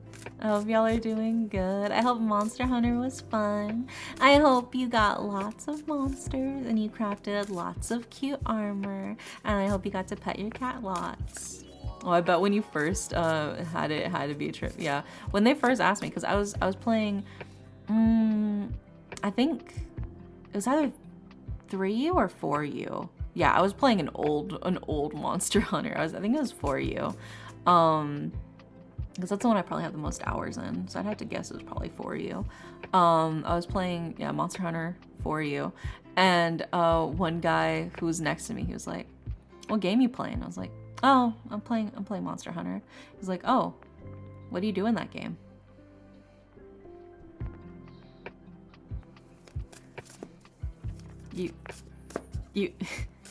You hunt you hunt monsters. brother. Also, hi guys, welcome in. Yeah, I came in and I heard Monster Hunter. What the heck? Yeah, I haven't played Wilds though. But I was like, I didn't know how to respond when he asked me that so seriously. Like when somebody's asking you so genuinely, like if you're playing the game like Pussy Destroyer, you know, people aren't gonna be like, "Oh, what do you do in the game Pussy Destroyer?" You know, like it's the same thing. It's the same thing. Thank you for the follow, by the way, Papa and Gaz and Pixelated. Like it's the title. It's the title of the game, you know. I don't know, man. It's crazy. Medium, thank you for the follow as well. Welcome in. It's just, I don't know. At that point, you know, some people be built different, truly. It's just, there's only so much you can do, you know? You can lead a horse to water, but you can't force it to understand what Monster Hunter is, you know? There's only so much you can do about it. I do want to play the new Wilds game, though. The most recent one I played was Monster Hunter Rise. I played some Monster Hunter Rise, and that was fun. I really like the monsters in that one. The sleepy fella, the one who can put you to sleep. I like the design of the armor, especially on that one a lot. It was pretty chill. Am I in a fever dream? I don't know. Check your temperature. Are you sick? I used to play Mon Hun 4 in my journalism class when I finished my tasks. Oh my gosh. Yeah, so it was funny because my friends back in college, they used to play 3U all the time. And I was like, I want to be included. So I bought Monster Hunter 3U and I played it for a week. And then Monster Hunter 4U came and they all bought Monster Hunter 4U and none of them played Monster Hunter 3U anymore. And I couldn't afford to just buy 4U right off the bat. So I had to play Monster Hunter 3U alone until I encountered underwater combat in 3U. And I said, wow, this sucks so much ass. I fucking hate this. I hate underwater combat. And then I immediately quit 3U and I bought 4U instead. And I played 4U for, I want to say I had like 200 and something hours in 4U. And then Monster Hunter Double Cross came out. What do they call it? Monster Hunter Generations Ultimate or whatever the fuck they call it. Double Cross. I played Double Cross. And I played that one for a while as well. And then only like last year I played Monster Hunter Rise. I played it for a bit. I need to play more of it, honestly. But you can see I kind of skipped some of the Monster Hunters. I mean, they're all roughly the same. I liked the underwater combat. I found fighting Plesioth easier underwater. Nah, dude, fuck that. Fuck all of that. I hate weird ass controls like that, dude. I love myself a little too much to do that. The Plesioth was, fuck the Plesioth. I did like fighting the Lagiacrus though. Lagiacrus, he was a spongy little fella. I liked him. See, I would have thrown a toaster in the water and see the complete signpost up. I wish. It would have been so much more bearable. But unfortunately, no. I just logged 600 hours just to learn the game in Monster Hunter 3, so I just got used to it and liked it. Oh, yeah, you... I can see why your name is Draconian then. Damn, dude. Looking draconian-ass Spartan training measures to teach yourself how to play underwater combat. I'm a quitter. I'm a proud quitter. If something's too hard, I quit, you know? If it sucks, I hit the bricks, you know? I don't... If I don't like doing something, I don't fucking do it. I am not afraid to quit, alright? I'm proud at just giving up, you know? I'm not afraid to give up. I'm a giver-upper, and that's okay. I miss playing Switch games when my Switch broke. Figured I might as well either save up for a Steam Deck or Switch 2. Oh my gosh, your Switch broke? That sucks. Oh my gosh. I mean, maybe you could save up for a Switch 2. Maybe. I know the Steam Deck is a very popular choice though. I'm too stupid to realize I can. I'd rather bang my head until I understand. Oh my god, that's not healthy. That's not good for your brain. That's not good. I just quit. I just, nah. And I close the game. I exit out. Very rarely do I force myself to do anything. Or what happened when we bought the Steam Deck only for 3 months later to announce the OLED version. Oh, dude, that sucks. Also, hi, Nortania. Welcome in. Thank you for the sub for 28 months. Holy shit. Thank you, thank you. Bonus little baby. It's okay, the oopid nature granted me thicker skull. Yeah, I got you. At least you're getting something out of it. We love our bones thick. You're like those Muay Thai fighters that do like the micro fractures on their shins or to like build like tree trunk ass fucking like legs for their kicks and shit, except it's your skull. You're like creating micro fractures on your skull. If you don't mind me asking, what music are you playing? It's pretty chill. I am playing some lo-fi. I have Spirit City lo-fi sessions in the background, which is a game I love, which by the way, the kitchen DLC update just popped out, the Cozy Kitchen DLC, which I've been obsessed with, which by the way, there you go. There's the Spirit City Lo-Fi Sessions devs are super, super chill. We just did a giveaway for the game actually like literally yesterday. And they have like a bunch of built-in like lo-fi playlists. The one I'm currently playing from is the Refreshing Study Sessions playlist by Peachy Pie and Homework Radio. So yeah. I usually have their lo-fi playlist playing in the background while I'm streaming.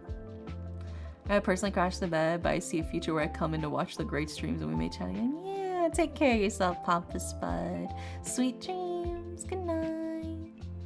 Nice buddy. Oh, that's cute. I like that. Yeah, get plenty of rest. Thanks so much for popping in, and thanks again for the raid. I appreciate you. Oh my god, summon in another dairy. They're everywhere. Soon they'll be crawling in our walls. Alright, let's put these up on the screen for you, Cola. Starting with...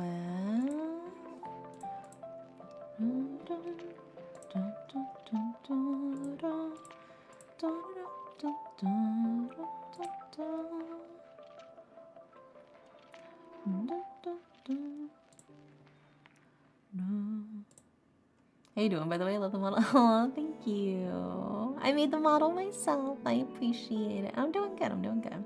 It's lovely meeting you next. Excuse me as I bang my head into doing some more shiny hunting because I'm only doing 2 shiny only Pokemon. Oh my god. No. Why do you hurt yourself? Are you a masochist? Is that what you're into? I mean, like, you know, like I'm not kink shaming, but like is that what you're into? Are you an M? Just want to understand. I've only ever caught 1 shiny in my life, dude. That's it. I caught a shiny Fomantis because I really wanted a shiny Lurantis when Pokemon Sun and Moon came out. And that shit sucked. I spent like 2 hours grinding through the fucking chain thing to find a shiny Fomantis, but I did it, and I'm very proud of myself. And then I never shiny hunted again ever after that. I was like, I'm done. Maybe a little. It's definitely more that I don't like not succeeding, so I'm more stubborn as I'm like, oh, I gotcha. But you're like, but there might be a little something lurking under the surface. Who can say? My only shiny ever was a Wingull. I know, I loved my shiny Lurantis. It was sprite colored. India, maybe cook. What'd you do? I shiny hunt a lot. I went and shiny hunted like multiple dragons and gifted the spares. Oh, that's sweet. Yeah, no, I've only done it once, and I was like, never again. I'm not doing this shit ever again. If I find one, it's cool, but if not, fuck it. I don't care that much.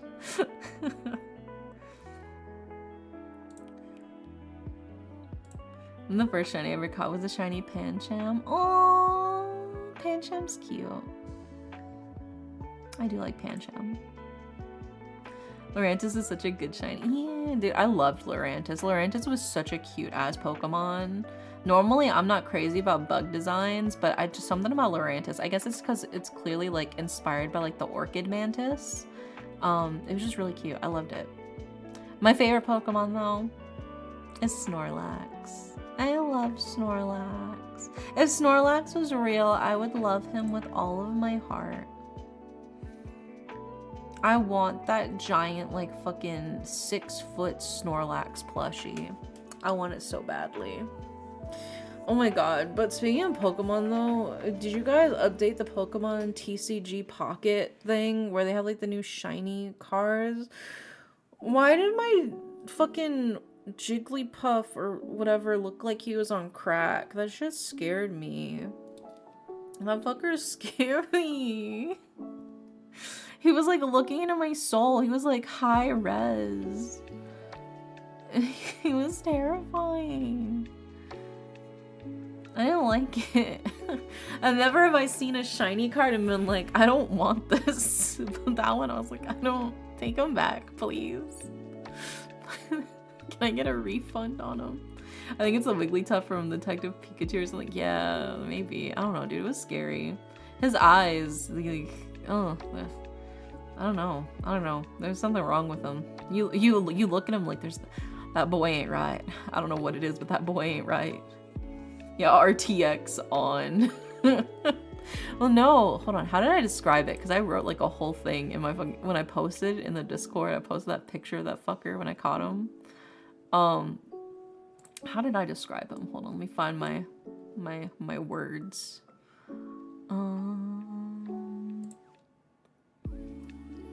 Oh yeah. He looks like he's going to ask me for some gas money at the station so he can buy a scratch off, and if I say I can't, he'll stab me. Yeah, that's what I said.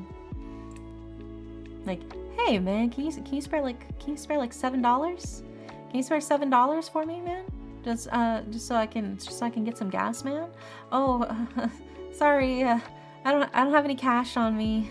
I'm pretty low, but hey, don't be like that. Just $7. I just need $7. Come on, God bless you, man. Give me $7. Can I say no? Can you? Can you?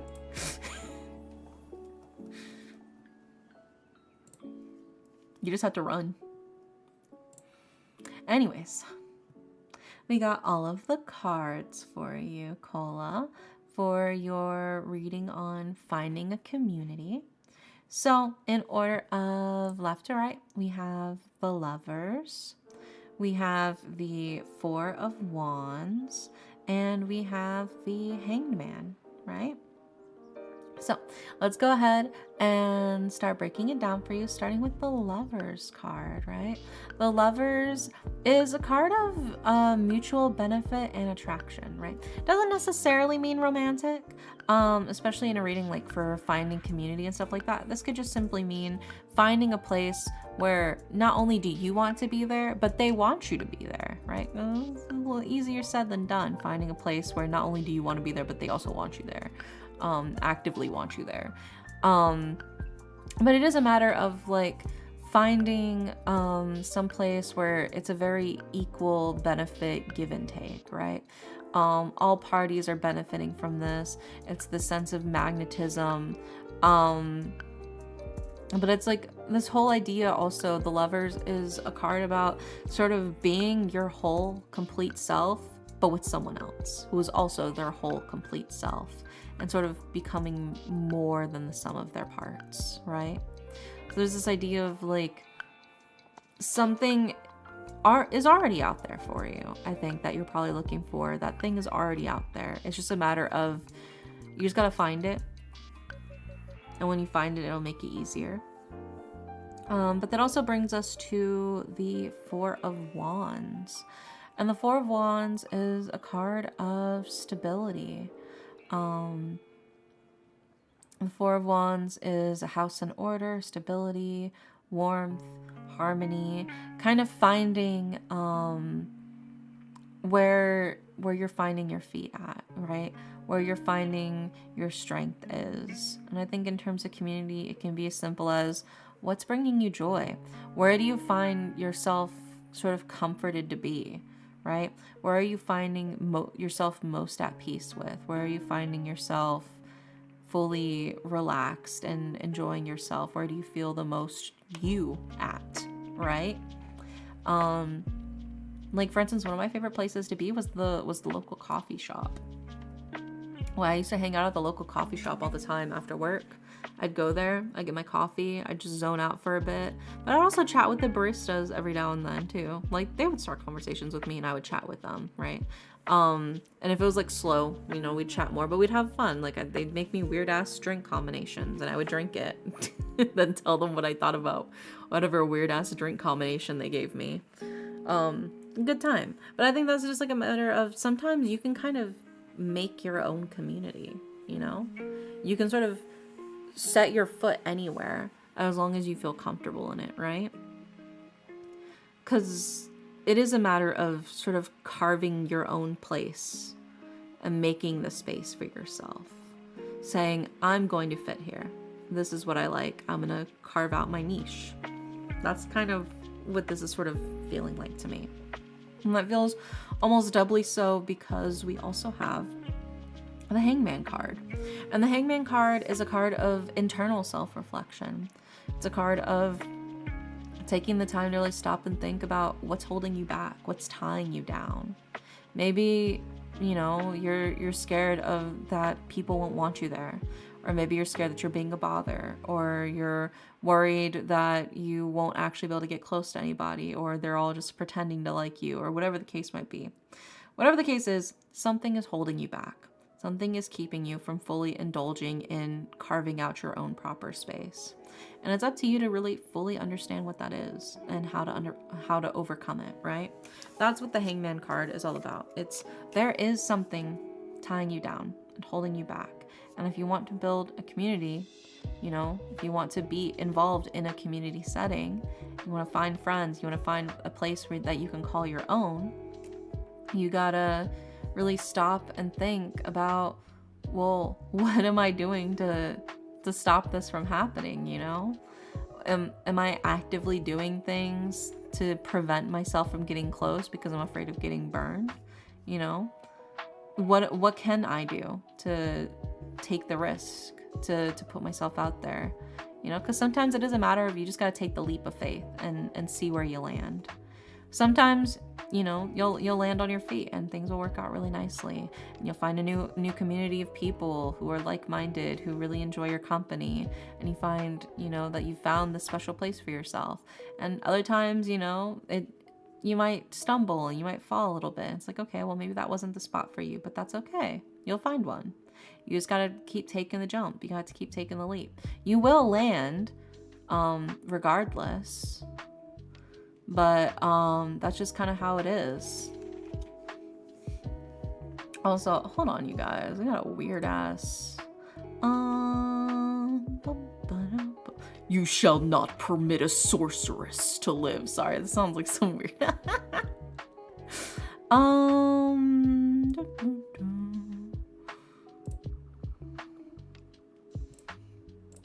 we go.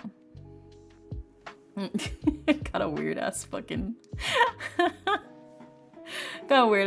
person on my YouTube side. That was so wild. Tarot Destroyer. That's so fucking cheesy, dude. That's sick as hell. Anyway, where was I? Yeah, they were just like spamming that message. But there is like this whole idea of like, what do you want to do for yourself, right? What are you doing that's actively stopping you from doing those things, right? Is it fear? Is it, you know, shame? Is it embarrassment? Are you embarrassed to take the risk because you feel like you'll look like an idiot? Everybody feels that way. Everybody feels like they're gonna look like an idiot. Hope tarot's been fun so far. Hasn't been going about as well as you predicted. It's been doing fun. We just got a weirdo on YouTube, but it's fine. It's chill. You know how it is. But I think that is the key thing. Everybody's so scared of like making themselves look stupid or making themselves look cringe or embarrassing. You cannot live your life in fear of being cringe. You will always be cringe to somebody. You know, it's 90% me legitimately being a self-conscious goober. That's fair, yeah. Somebody is always going to think you're cringe. There is nobody you can really stop that from like, from them perceiving you that way. Also, Jesus Christ, dude. Get a fucking life, dude. Sorry, they got a fucking alt account. Jesus Christ. Anyway. Do I need to redeem for a reading? So we currently have all of our readings taken at the moment. But if we're going through them and if some of them disappear, then it's not that big of a deal.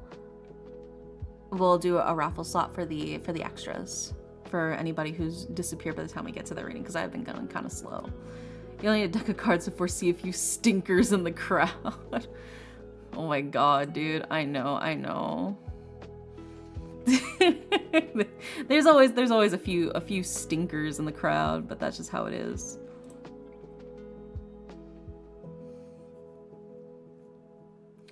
Is there anything I can do on YouTube? You know what? If you wanna chat in the YouTube chat real quick, I can give you mod privileges, Leonix, for YouTube side, if you want. Yeah, no problem, Draconian. Yeah, no, you're chill. Sorry, there's like some fucking weirdo without a life on YouTube. It'd be that way sometimes. Yeah. YouTube moderation's pretty intuitive, yeah. Oh, that's cool. I'm glad YouTube's got good moderation. I haven't really had too many issues on the YouTube side. That's just because I'm less established on the YouTube side. I haven't been streaming as much over there. So that's just kind of how it is.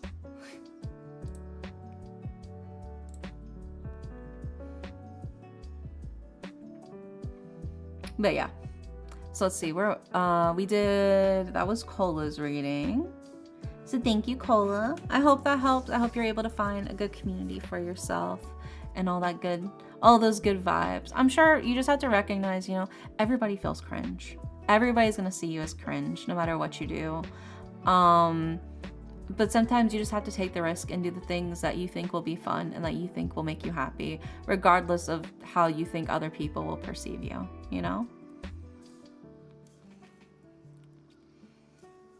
That's just what you gotta do, I mean, like, for instance, when I talk about fucking yaoi fanfics or whatever, that's just how it is.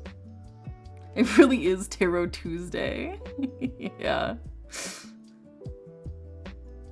Yeah, you just gotta relax, you gotta have fun. You just gotta put yourself out there, and the people who get you.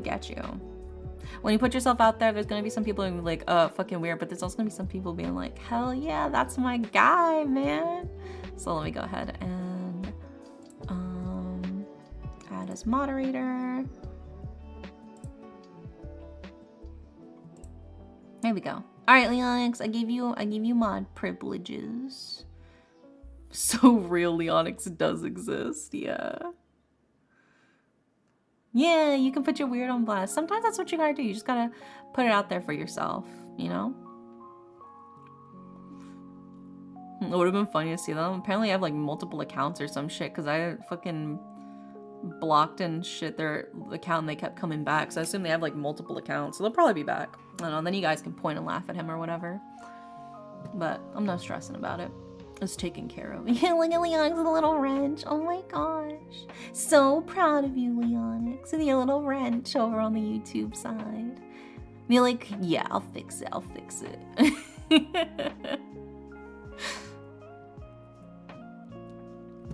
But yeah, thanks for being chill, Jacob. I always appreciate you on the YouTube side. Sorry you had to see that, Jacob. I got a sword and a wrench. Yeah. Mechanic Leonix isn't real. They can't hurt you. Mechanic Leonix. Yeah. Alright, next up. Oh my gosh, next up is Leonix's reading. Oh my gosh. And Leonix wants a love reading. Ooh. Yeah, I used to mod a public Discord server. I've seen plenty of them too. Yeah, people give me so much shit for doing tarot. They're like, witchcraft, sorceress. Bro, I wish that'd be sick as hell. I'd be casting fireball all the goddamn time if I could cast magic, Are you kidding me? Okay, but like, if we really had to think about like what spells we could cast, like any classical magic spell, Fireball would be cool, but that's also like standard, right? I feel like if there were any magic spell from like classic like magic to be able to cast, I really would want to cast Sleep. It's so versatile, right? Sleep is good at putting down your enemies, but it's also good for healing your allies and getting plenty of rest, right? So it's utilitarian. It's multi-purpose. It can be used in multiple scenarios. It's also non-lethal, so I don't really want to kill anybody. But Sleep is just really helpful, right? If you're worried about like animals attacking you or whatever, Sleep. Now you don't have to worry about that anymore, you know? That's what I'm saying, man. It's so good. If like Fireball's cool, but other people can have Fireball, you know? I can start a fire with like some flint and steel. It's not gonna be that bad. Yeah. I cast Mend Butt Crack. Yeah. Oh my gosh. But then how are you gonna poop?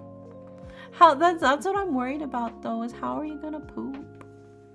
That's scary. Well, if you can't poop no more. That's terrifying. I said I'd go to the end. I give my rating to Witchy Gremlin if they show up. Oh, okay. Okay, then we'll skip Leonix for now. We'll go to the next person. Next person is Bread. And Bread wants a work reading. I cast Instant Brazilian Wax. Ooh, yeah. I cast Testicular Torsion.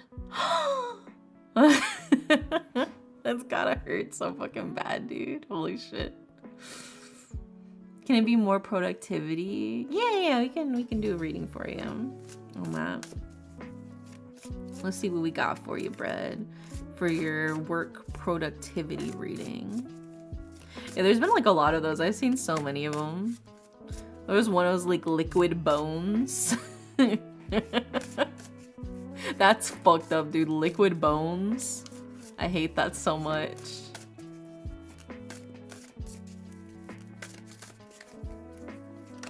I cast Endometriosis. Oh, dude, that's so fucked up. Speaking of, I had fucking cramps earlier, so it took me a while to actually fall asleep. I had to like stop. I got like something to eat, like a little snack, and then took like my painkillers before I finally managed to go to bed after it kicked in. Like, cramps are no fucking joke, dude. They can be tough. But sometimes I just have to like take it easy whenever it starts and just rest, you know? Is testicular torsion even possible? Even like as a real thing? Testicular torsion is a real thing, yeah. Like your balls twisting? Yeah, you can absolutely twist your balls. If you never twisted your balls before. I guess it's probably for the best, but yeah, no, I mean, in worst case scenario, testicular torsion can basically like twist your balls to the point where you could potentially be infertile. It is possible to, yeah. Purely from speaking medically speaking, testicular torsion can happen. I mean, there's no way for it to happen by accident. You'd be surprised. You'd be surprised. I mean, it could be something launching at like one of your fucking balls at such like a light speed that it's like, you know how like whenever you spin like a fucking pinwheel and it just spins it around because you hit it with some air in a certain direction? You never know. Or maybe you just get up the wrong way. Who knows? Who knows? Well, let me Google. How does one get testicular torsion? How does testicular torsion happen? Yeah, occurs when the testicle rotates on the spermatic cord, which brings blood to the testicle from the abdomen. If the testicle rotates several times, blood flow to it can be entirely blocked, causing damage more quickly, which can also potentially make you like infertile. Yeah, if your balls spin too fast, then you could lose your seed. You know, you gotta be careful. No helicoptering. Don't helicopter. I know, you like helicoptering, it's fun, but don't do it. But yeah, basically, it can happen. It might happen when a person is sleeping, sitting on the couch, or it could happen after playing sports or exercising. Yeah, so it can happen in a variety of ways. You know, sometimes it be that way. Just take good care of your balls, chat. Take good care of them. Treat them gently. Treat them gently. There's a reason they're called the crown jewels. All right, all right. Treasure your balls. It can happen at any moment. The way you say it sounds like a fucking horror movie. It can happen at any time. I genuinely feel unsafe. No, it'll be okay. It'll be okay. Gabby, it'll be alright. Don't worry. Hasn't happened yet, but no, I distrust them. No. Just be careful. Just be gentle and careful with your balls and you'll be fine. You'll be fine, alright? Don't stress. Don't stress. It'll be okay, Gabby. If you're nice and gentle with them, it'll be daijoubu. Just don't be too rough on your balls and it'll be okay.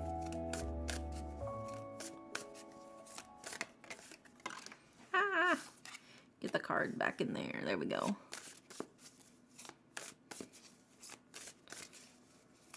Is there a de-stress spell I could borrow? Let me see. I don't know if I have any de-stress spells in my little book. Let me see. What's the closest I got? I got inspiration, motivation. I've got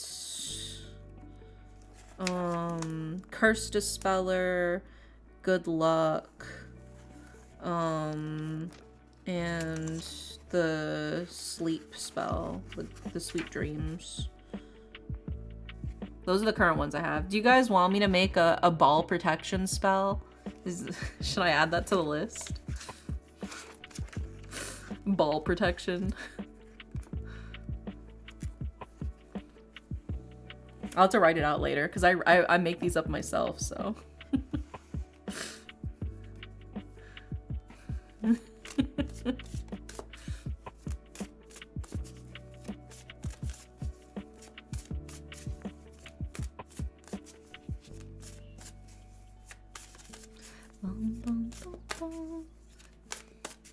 I guess barrier. Yeah, ball barrier. The infinite magical ball barrier.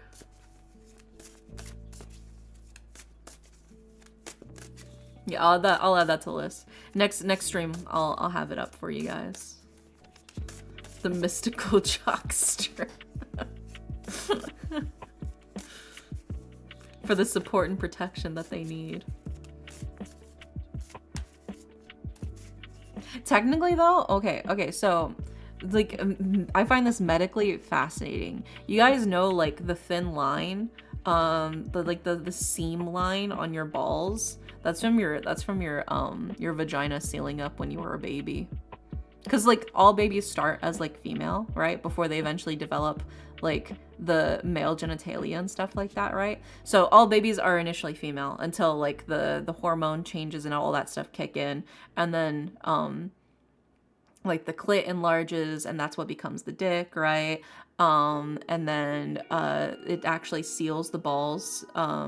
It seals the labia and turns it into like the seam for like the balls.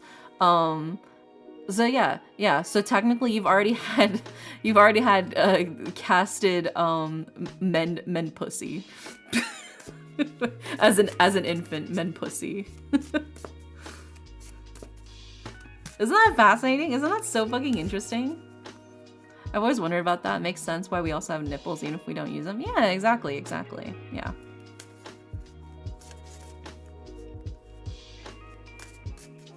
Isn't that fascinating? Science is so cool, man.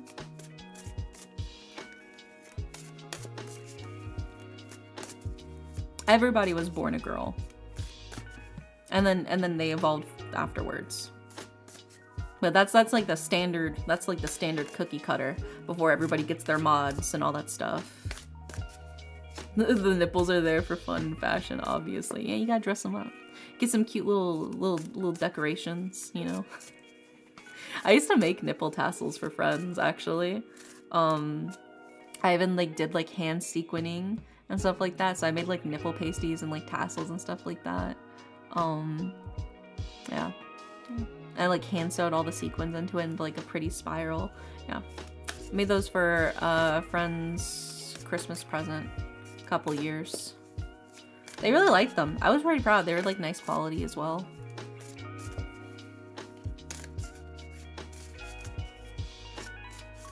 Oh, I felt they were nice quality, but you know.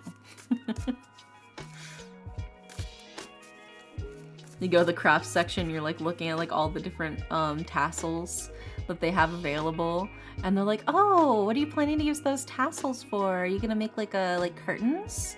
I'm like, no, they're for nipple jewelry. Oh.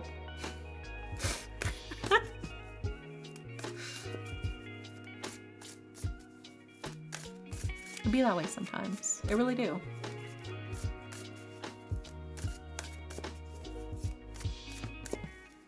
I think it's fun, especially when you like spin them around, you know, like that whole thing where you're like, you guys can't even see what I'm doing. Never mind. You can't even see what I'm trying to, what motion I'm trying to explain. But when you basically like helicopter your nipples and like the tassels spin in circles, it's fun. It's fashion, baby, fashion.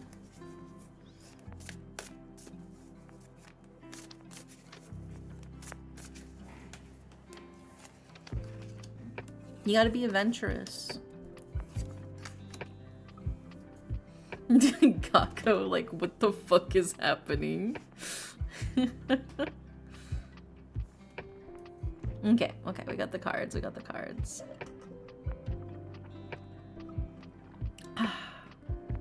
my water too. Fashion favors the bold, it does. You can rock anything as long as you look and feel confident enough in it. There are people who could easily style a plastic trash bag just because they got the charisma, they got the vibes. All right, let's put these up on the screen for you. We got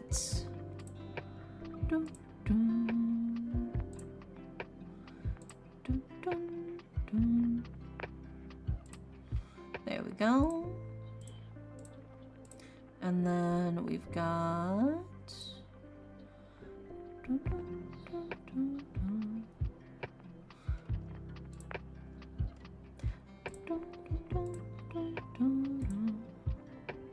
and then the final one is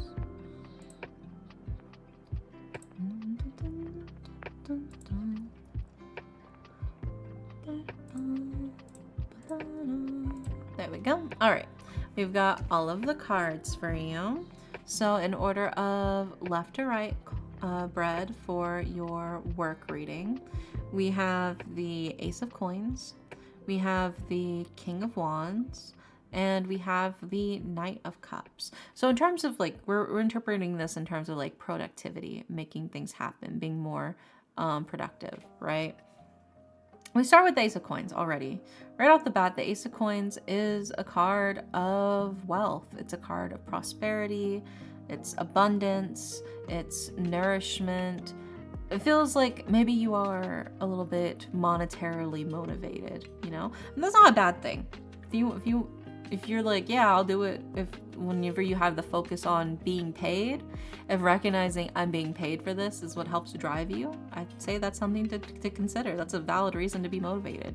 If somebody's paying you to do something, hell yeah, I'll be more motivated about it. I mean, so it feels like that is a motivating factor. That is something that can persuade you to work a little harder, to put a little pep in your step, you know? I also followed up with the King of Wands. And the King of Wands is a card of passion, right? Again, the sense of like passion and power, somebody who is electric and energetic, somebody's willing to fight for what drives them, right? Feels very much like this. You should focus on the things that really do drive you forward, right? What are the things that you are passionate about? What are the things that really, really rev your engine for, you know, the whole idea of that? I think understanding what motivates you will help push you towards how to be more productive, how to make things happen better. When you understand how to motivate yourself to actually do that shit. Because that's kind of the hardest part, is getting yourself to start. Once you actually get started, I feel like it's a lot easier to keep going. And then that brings us to your final card, which is the Knight of Cups. And the Knight of Cups is somebody who very much is artistic, very imaginative, but also very goal-oriented. Somebody who is a dreamer. They've got a dream, they've got a vision, they're ready to go for it. I think that's sort of the key thing here, is understanding the clear-cut view of what you want and how you want to make shit happen, right? I think when you know what drives you, it makes it a lot easier for you to be like, okay, well then I just need to do this in order to push myself forward, you know? That's sort of the part that's most important, is understanding what makes you tick. You know, you know yourself, you can move forward that way. So, oh my god, I have this fucking string on my shirt that came apart. Go away, string. Oh no, I tried to pull it off and it just pulled further. Ah! There we go. Okay, I got it. I'm good now. I'm sane. I'm normal. I hate when that shit happens. But yeah, I mean, I think that the key thing here, if you want to improve like your productivity and you want to push yourself forward into a better position for yourself, the best thing for you to do is to understand what's motivating you. If money is a motivating factor, then tell yourself, okay, I'm doing it all for the check. I'm doing it so I can get this money, so I can get paid, right? If you're doing it because you're excited for this specific topic, okay, well then let's indulge in focusing on the specific thing that you're trying to do, right?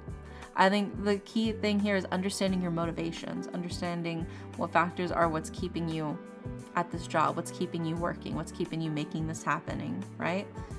Because sometimes it's very easy to sort of get lost in the sauce of what it is you want and what it is you don't want, whenever you forget what you're aiming for. You know, what is the ultimate goal here? What is it that's pushing you forward? Is it getting that fat paycheck? Because if so, then you got to keep that in mind. Okay, I'm doing this for the fat paycheck, right? I think that's sort of the key thing here. If you really want to push your productivity further, is understanding what's driving you, what's pushing you. I think if you do that, it'll make it a lot easier for you to actually get started and keep pushing forward as you work through and try to increase your like productivity and shit like that. But yeah, I hope that helps. Fingers crossed.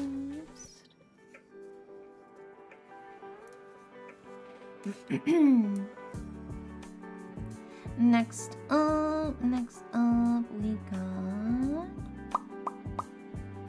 we got Alex. Alex, are you still here?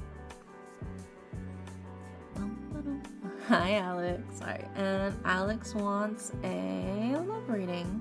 Did you want a oracle card as well, Alex? Hi, baby. Welcome in. Yeah, I got you, Alex. Let's see what we got for you.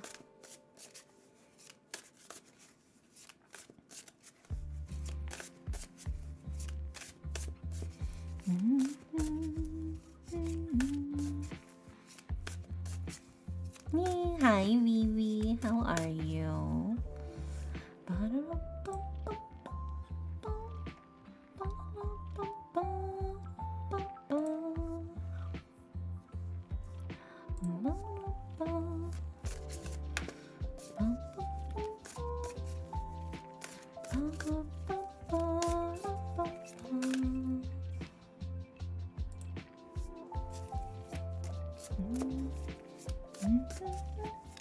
See what we got for your love reading.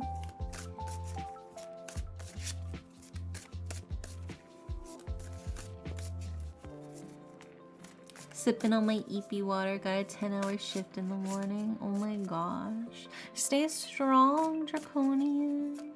I hope you get lots of rest and sweet dreams, and I hope your work tomorrow is nice and easy. As easy as it possibly can be.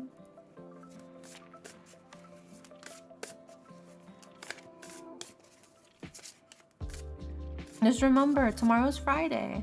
So if you don't have to work the weekend, that's a nice thing to hear. If you do have to work the weekend, I'm sorry, but hopefully you don't have to.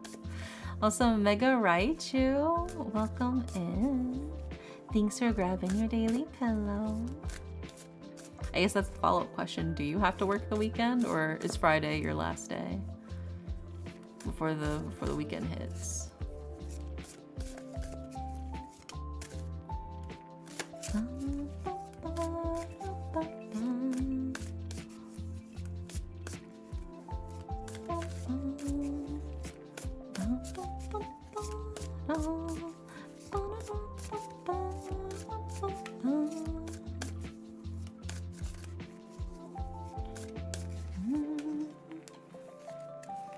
Let's see what we got for you.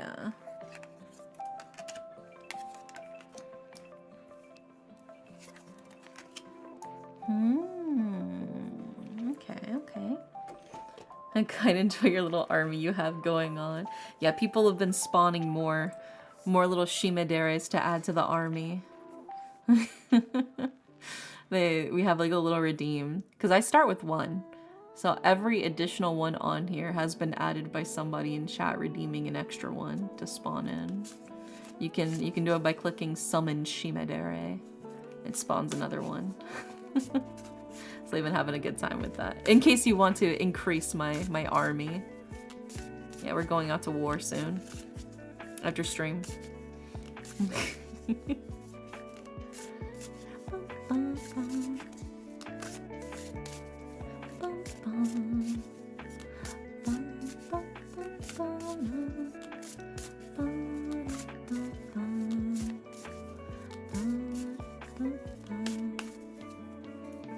I don't know if this week and next week are the only weeks I'm not working the weekend. Granted though, next week I'm moving cross country, so I don't know if that counts. I'll count it. Well, I'm glad you get the weekend off. I love that for you. Okay, we got the cards for you, Alex, for your love reading. So let's go ahead and put these up on the screen for you, starting with...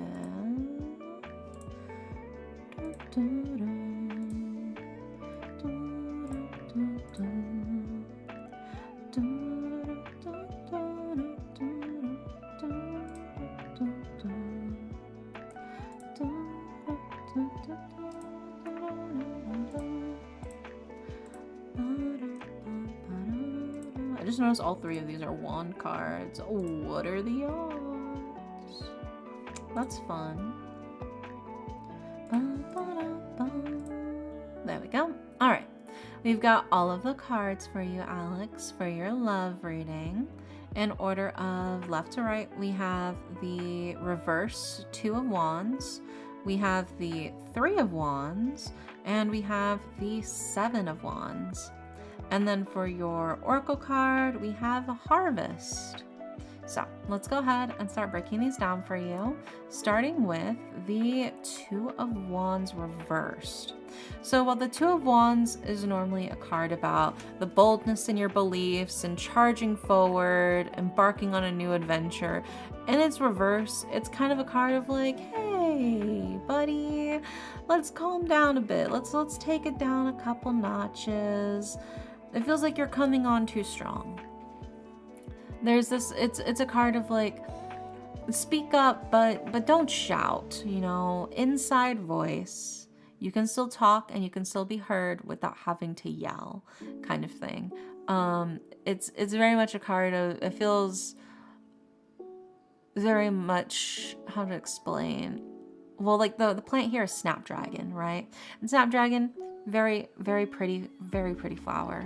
But it will easily overtake a garden if you're not careful. It'll easily just grow crazy. You have to really keep it really well maintained. Otherwise, it's gonna take over everything. It's gonna bury everything else. It's a very loud, very rambunctious, very vibrant plant, which is lovely to look at, but also it can easily become too much. And that's kind of the thing here. It's like, be careful that you don't become too much, right? We also follow it up with the 3 of wands. And the 3 of wands is a card of, you know, sometimes you need outside help. You need an outside perspective, and that's okay, right? People are offering to help, and it's okay to accept their help. that's the best way for you to grow and for you to evolve and for you to become the best version of yourself, is by accepting the sort of outside help from other people and really listening to them and sort of what they're trying to do to help you and what they're telling you, right? I think it can be very easy to fall into like pridefulness of like, no, I don't need that. I can handle this all myself. I don't need anybody else to help me. But the Three of Wands is very much a card of like, it's okay to take the help. It's okay to take that. Nobody's looking down on you if you need the help, right? Also, hi, Magikarp. Welcome in. How are you? And then that also brings us to your final card, which is the Seven of Wands. And the Seven of Wands is a card of a struggle. It's a little bit of a confrontation. Something a little bit messy is kind of starting to brew, right? But the Seven of Wands is also a card that reassures you that you do have the strength to get through it. So while there may be tough times ahead, there may be difficulties. It's nothing that's completely outside of your ability and outside of your reach to make things happen, right? It's just maybe you need a little bit of outside help. So maybe if you feel like you're struggling to really connect with people, especially in terms of like love, the best thing for you to do is to maybe take a step back and look to other people for help and advice, right? Understand that maybe sometimes you can be a little too brash, a little too loud, maybe a little too much right off the bat, and it's something you have to warm up to before you eventually get to show all of your true colors. To me, it feels like you're very much like pow pow when you meet people, and they're not ready for the punches yet. They weren't ready to get sucker punched in the face. They were expecting like a couple of like light teasing jabs, and you're out here with the boxing gloves on, and they're like, whoa, I didn't know you were going all out right away. And while going all out can be fun, sometimes you gotta ease into it, right? You can't just immediately start booking into like a full fucking sprint right off the bat, right? You have to warm up, to do your stretches. You gotta, get your heart rate starting to go up a little bit. You gotta work your way up there. You don't just start booking it across the sprint. You have like a lot of steps before you get to that point, because otherwise you're gonna hurt yourself, right? Not only are you gonna like make things awkward for other people, but you'll hurt yourself too if you try to just full on book it to the finish line. Like I said, there's warm-ups, there's stretches, there's all these things you have to do ahead of time to limber yourself up and get yourself ready to go to your full capacity. You can't just 0 to 100 like that. You can't just hit the pedal to the metal with the gas and expect things to drive smoothly, right? Otherwise, you're just going to lurch forward in the car. Also, thanks for grabbing your daily pillow, Draconian. So it is very much like a thing of like, take it easy, go slow, be gentle. Please be gentle. And then that brings us to your Oracle card, which is Harvest, which is a card of determination and hard work, right? You can harvest the benefits of taking that time to slowly build up those relationships, right? You don't need to make everything happen all at once, right? This is a long and arduous process, because even to get to the harvesting stage, which is still work, right? Taking the time to actually harvest all of those fruits and vegetables that you've been growing for the past several months is a lot of time and energy and effort, even just to do that, even before you get to enjoy the fruits of your labor, right? But it's also a card that says like, this isn't even the first step. This is the step like 15, right? There's like the planting the seeds, there's the watering them, there's the mulching and the weeding and the pruning and the trimming and the fertilizing and all of these different individual steps to make sure everything's growing properly. And then it starts to fruit, and then you finally get to harvest the fruit, right? So it's like, take your time. There's no need to stress. Easy does it. And things will come too. You don't have to go 0 to 100. You're scaring them. You're scaring them when you go 0 to 100. They weren't prepared for that. They want to be eased into it. Not everybody wants to cannonball into the pool. Some people like to dip their toes in first and then slowly walk in to adjust to the temperature. Not everybody wants to, cannonball straight into the freezing cold depths of the pool in order to get used to it. You're scaring the hose. I almost said that. I had to stop myself from saying you're scaring the hose. But basically, you're you're a very intense person, which can be good and can draw a lot of people, right? People do like that intensity, right? But not right off the bat. Not right off the they're looking to ease into it. If you're too intense right at the start, it drives people away. They're like, whoa, if they're like this now, I can only imagine what they're like later. The thing is you're already like that. But they don't understand because how you introduce yourself, they're already thinking that you're lowering who you are, but you don't do that, so it gives people the wrong impression. So I think the best thing for you to do is to ease them into it first, because like I said, you're 0 to 100, so they meet you at 100, but they think that 100 is like your 20, and they're like, oh my god, if this is how they're introducing themselves at 20%, I can only imagine what they're like at 100%. I don't think I can handle that, right? I'm okay. I've been going through some weird but serious deep thinking lately. Slowly working on it. How have you been? I've been good. I've been chilling. We've been vibing.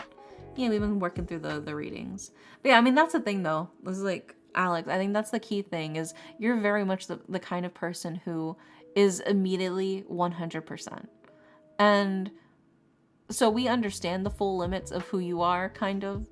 But if you're introducing yourself to new people, especially potential romance interests, it's very easy for them to feel like, oh, well, they're just introducing themselves to me. Most people are only showing 20% of their power, 20% of their abilities, right? Because they're trying to gauge the interest before they start increasing that percentage.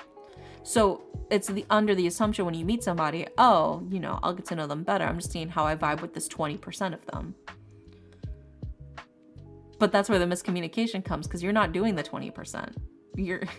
You're only doing 100%. And so now they're imagining you at like 500%. They're like, I can't handle you at 500%. You're not going to 500%, but that's how they're interpreting it. Does that make sense? I hope that makes sense. You just gotta tone it down when you meet them. You gotta tone it down when you meet them, just to ease them into it. Slow and steady, gently. Otherwise, yeah, you're scaring the hoes. My 100% to them will feel like 10%. I'm too timid. And you gotta be gentle. Gently ease them into it, slowly and steadily, and then you turn up the temp, then you turn up the heat, and then you spice it up, But I think that's sort of the key thing, is because sometimes you can be a lot. Sometimes you can be a lot, and a lot can be fun, but also sometimes it can be a lot,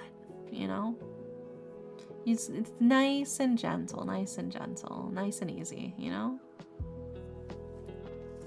But you got this. I believe in you, Alex. You just gotta slow and steady. Slow and steady wins the race, Build up to it. Me? A lot? I mean, there's nothing wrong with it. There's nothing wrong with being a lot. But for some people, it can be too much. And for other people, it can be nice, but they gotta ease into it. They gotta prepare themselves mentally for it. That's all. I'm not saying it's a bad thing. I'm just saying, that's just how it would be. That's just how it would be. Not possible. But you got this, Alex. I believe in you. Hopefully that helps, though. Just sort of understanding where maybe some of the miscommunication might be coming from. Next up, we've got Chaos No Sleeps. And Chaos No Sleeps wants a career reading. Do I have any things I should prepare more for to be ready for the dream career I want? Also, hi, Grimshaw. Welcome in. Welcome. Yay. So let's see what we got for you, Chaos, for your career reading.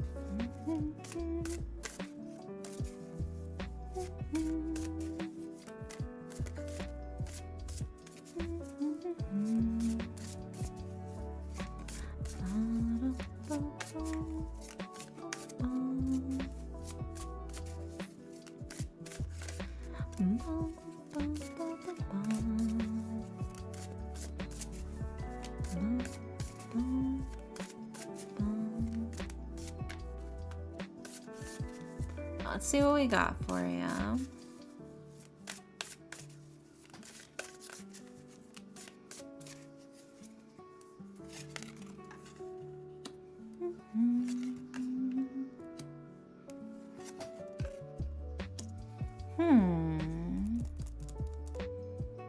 It's interesting. I guess that's an interesting way to phrase it and to interpret that, but okay. Let's go ahead and put these up on the screen for you. Starting with...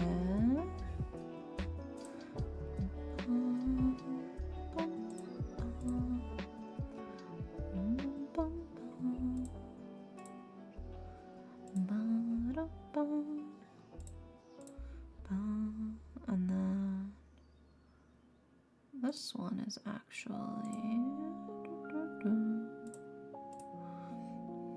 Out of curiosity, what is your dream job? I feel like this is gonna potentially change the meaning of this reading depending on what your dream job is.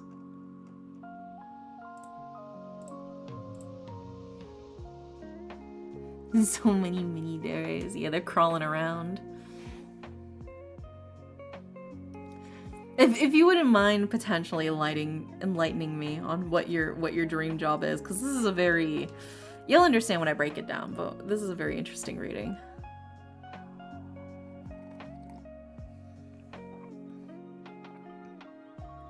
I gotta drink my cold ass coffee.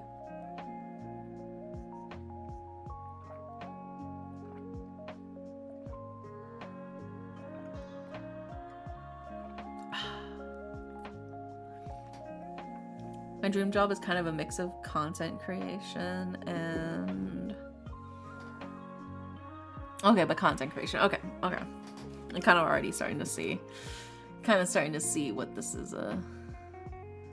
And spiritual work mixed with liberation work. Okay. This is a reading. This is a reading then. This reading kind of right off the bat is kind of telling you, honey, you got a big storm coming.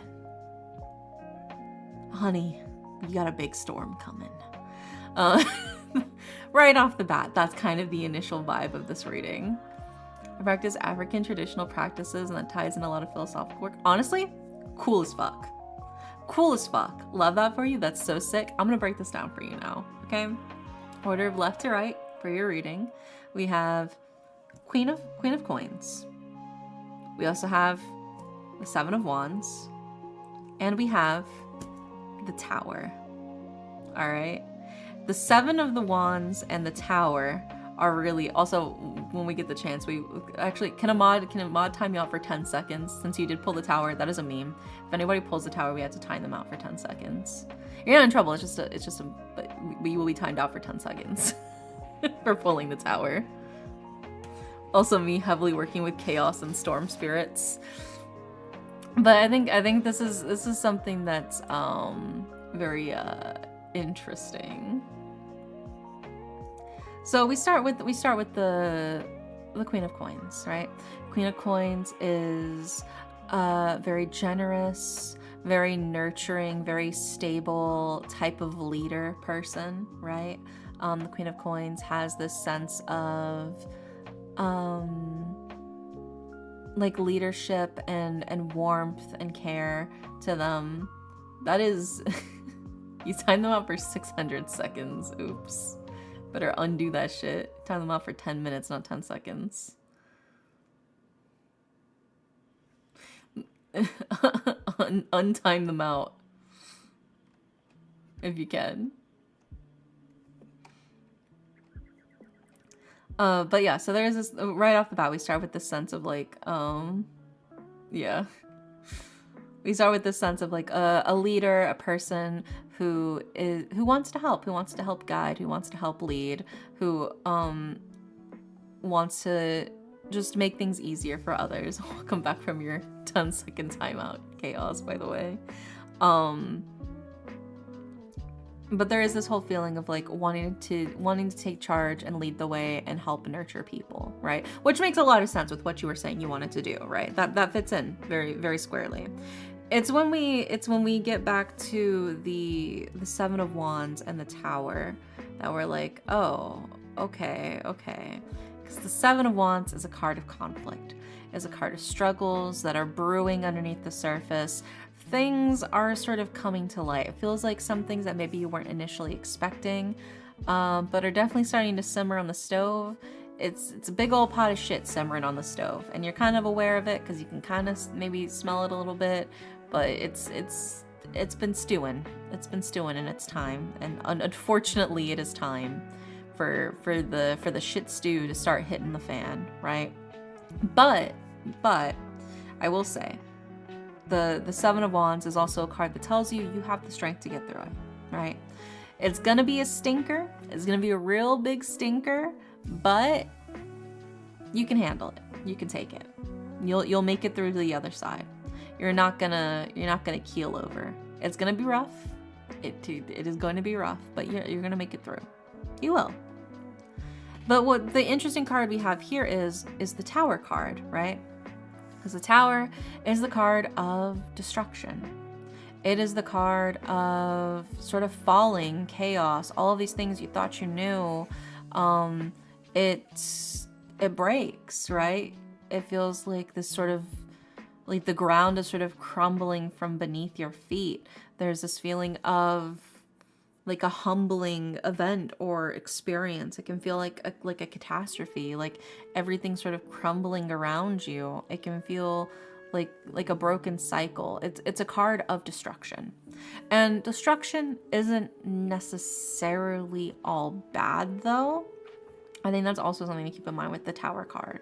Destruction isn't necessarily bad, but it is painful, right? In order to build a new, stronger house in place of an old, shabby, falling apart house, you have to demolish the old house and the old foundation completely before you can build the new foundation and build the new, stronger house, right?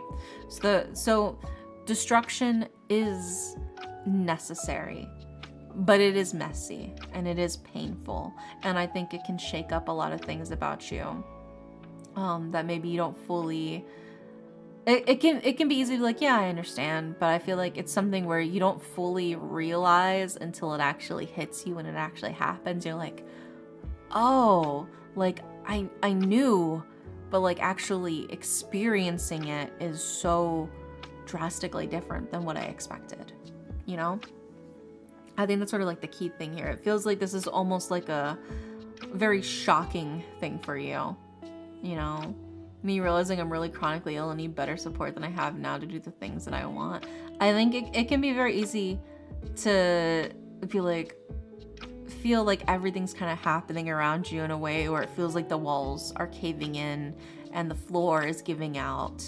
It can feel terrifying. It can feel really scary. But I think the key thing here is specifically to go back to the latter half of the meaning of the Seven of Wands, right?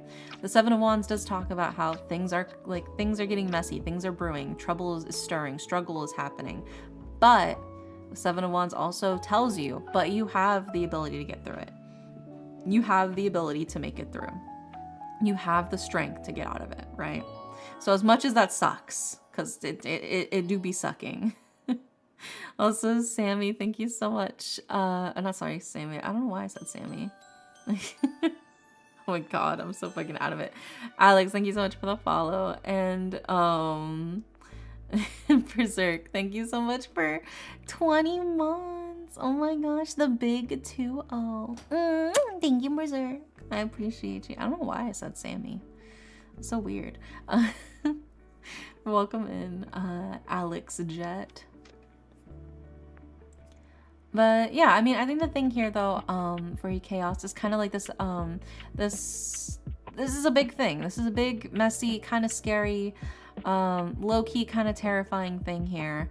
But it feels like it's worthwhile for you. It feels like This is something the Queen of Coins, which in this case would probably be you, really wants to make happen. This is something where you're standing firm, you're showing your sort of nobility, you're showing your strength, you know, you're carrying that crown on your head even when it feels like things are really tough, as you move forward to try to make things happen and to move things forward in the way that they need to be going, right?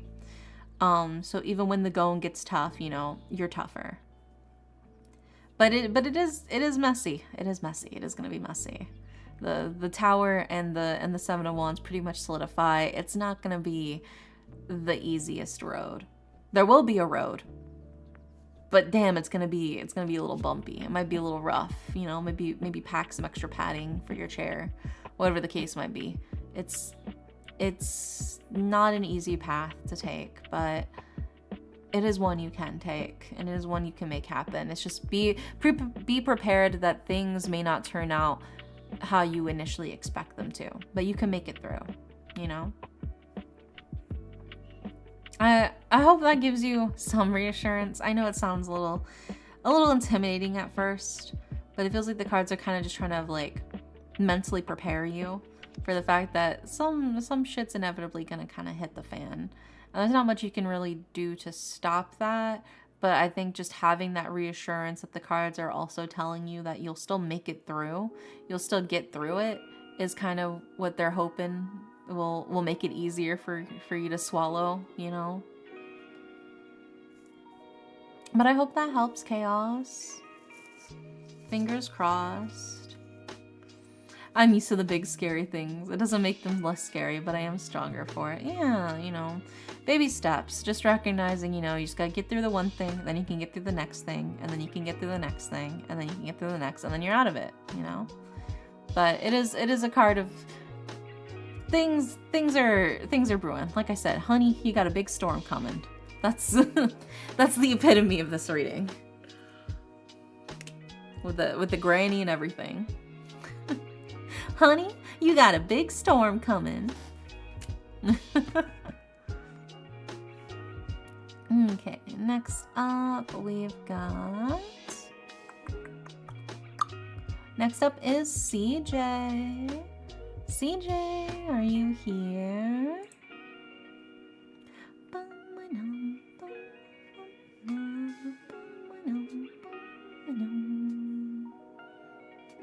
my god. Mayo Calm, thank you so much for the follow. Welcome in. Welcome in. Is CJ here or did CJ fall asleep? Hi Mayo. I hear. Hi CJ. And CJ wants a general reading. I got you. I got you. Alright, and did you want a oracle card with it too, CJ, since you're subbed?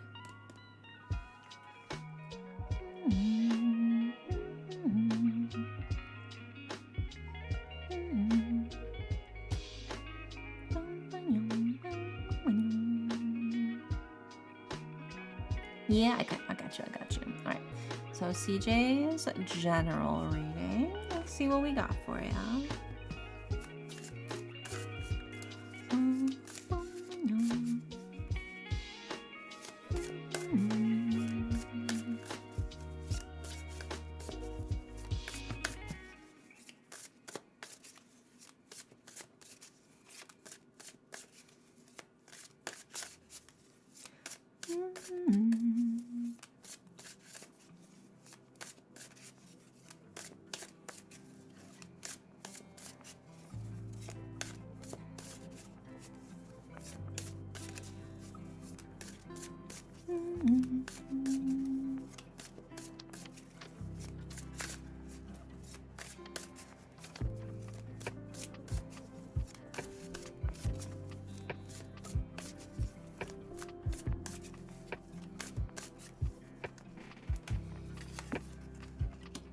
Oh, all right. Starting off with that one. All right.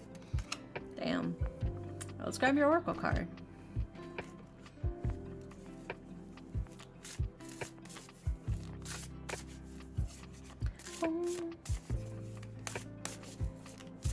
Things have been pretty rough, huh, CJ?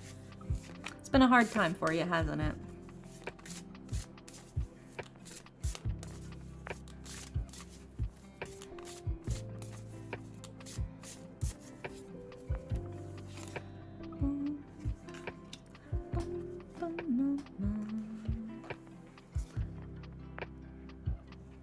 All right, let's go ahead and put these up on the screen. Starting with...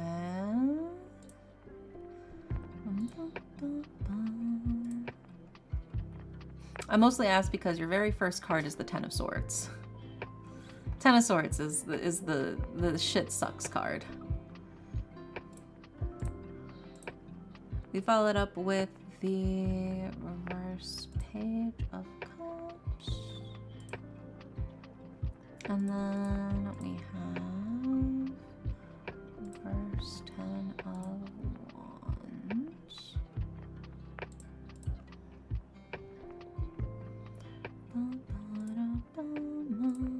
All right, we got all of the cards for you, CJ. So in order of left to right, we have the Ten of Swords. We have the reverse Page of Cups. We have the reverse Ten of Wands. And we have, for your Oracle card, we have Summer, right?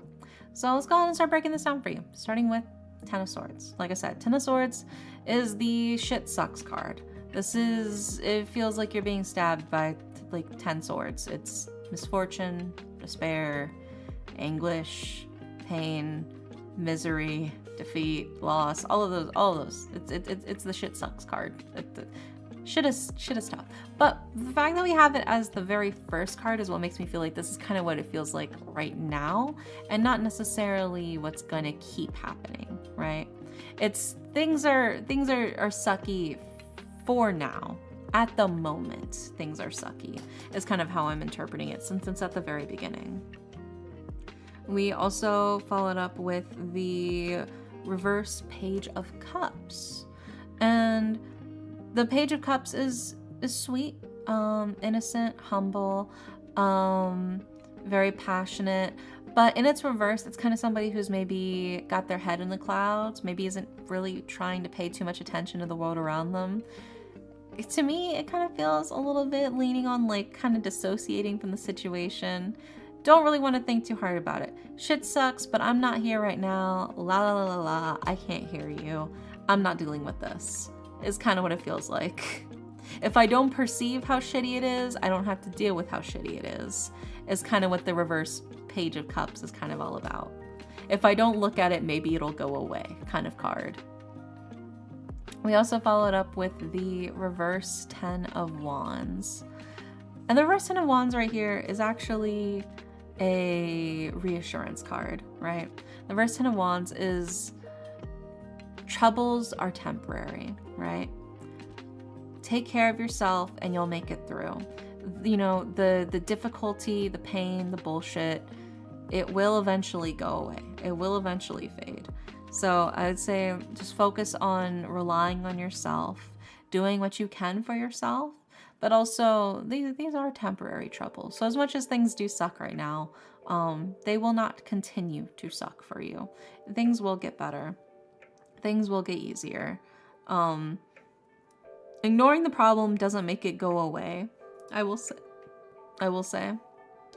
But I think recognizing what you can do for yourself and just doing what is within your abilities will make it a lot easier for you.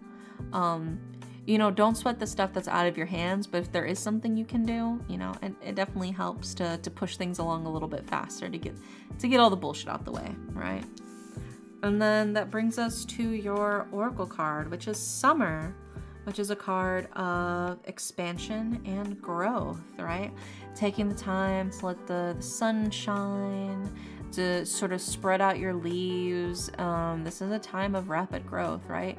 The summer is when most of like those sort of hardier plants like sunflowers really take root and really sprout really fast. You guys ever seen how fast a fucking sunflower can grow? It is crazy how fast those fuckers can grow. But my point stands is like, this is a period of growth. This is a period of pushing yourself forward, of expanding who you are and what you can be, you know, taking the steps that are within your ability. I think rather than just fully and completely ignoring the things that are happening and trying not to even look at them, rather than doing that, you know, while you're waiting for it to pass, while you're waiting for things to move forward and to move on, you know, you can invest your time into doing something good for yourself, into pushing yourself into a good direction, setting yourself up for future success. You know, taking the time to do those small things really counts in the long run. Doing something nice for future you, whatever that might be, you know. But I hope that helps. I hope that helps, CJ. It does feel like you are kind of just waiting for things to pass, and they will pass. But the cards are also like, but maybe you could also, you know, put a little something extra, you know, a little extra spice on there. Like, sure. Yeah, you could just eat it as is, but like a little extra crack of black pepper, maybe a little drizzle of some olive oil on it will make it way better than it already is. Like, you could eat it as is, it'll be fine, it'll taste good, but like that pepper, that olive oil, maybe a little bit of balsamic, gonna kick it up to the next level, you know? Things that you can do for yourself. Also, hi Cryo, hi Sandwich, welcome in. Hope you guys are doing good. But it is like a matter of like, what can you do to zhuzh it up a little bit, to do things nicely for yourself. But yeah, I hope that helps, CJ. Fingers crossed. Then next up we've got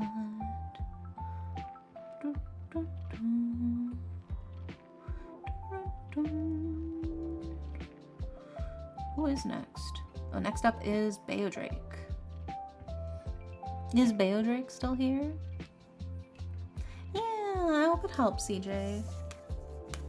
It does feel like things are getting better, but the cards are kind of like, but you know, you could also add a little extra pepper, a little extra crack of pepper in there to spice it up.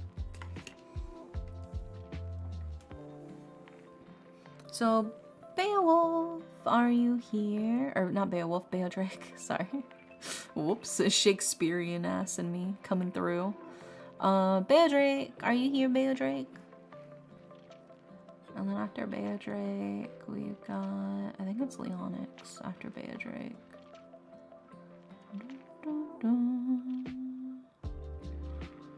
Yeah, I think that's what it is. Beodrake might have disappeared. I don't know if they're still here.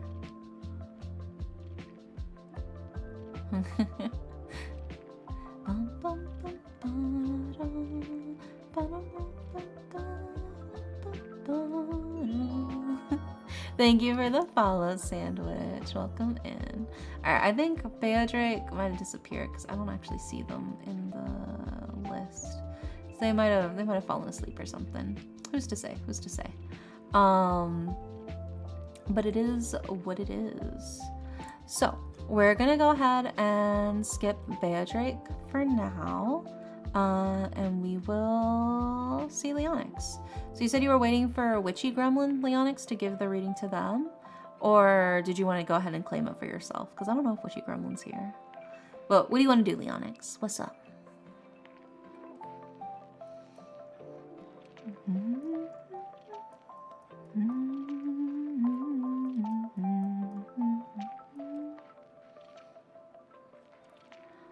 I'll claim it now. Okay.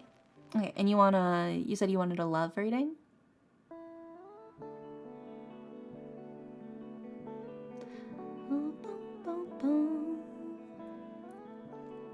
Also, thank you for grabbing your daily pillow, Maya.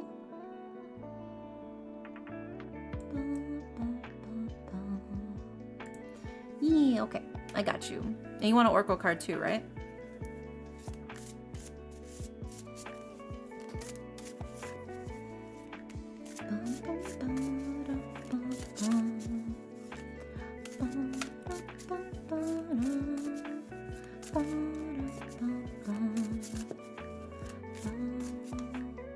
What do you mean you're not subbed currently? I literally see your little sub badge.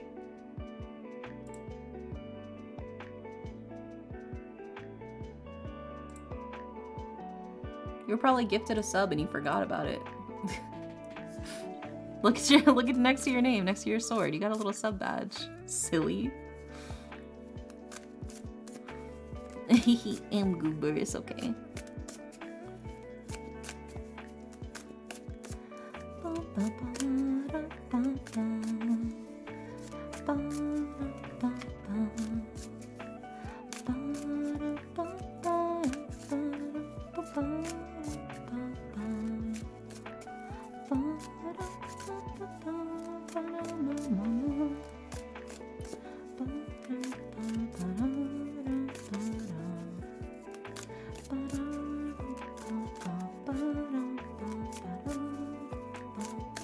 see what we got for your love reading, Leonix.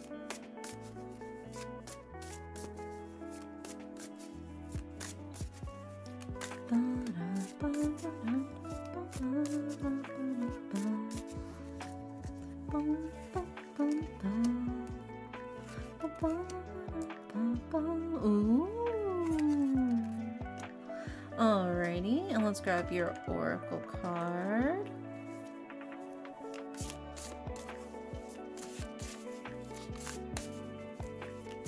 I was thinking of a different streamer. Oh. Yeah, it's all good. You're all good. Don't worry.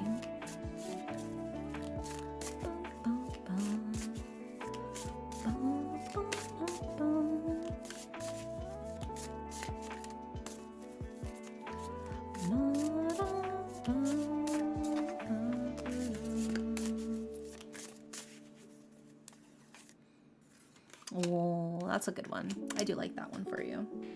Alrighty, let's go ahead and put these up on the screen for you, Leonix. Starting with, and then we've got.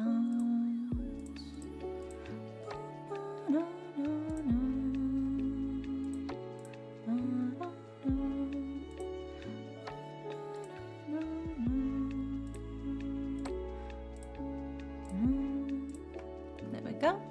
All right. We've got all of the cards for you, Leonix, in order of left to right. We've got the Fool, we have the reverse Strength card, and we have the Three of Coins. And then for your Oracle card, we have Butterfly. So let's go ahead and start breaking this down for you, starting with the Fool.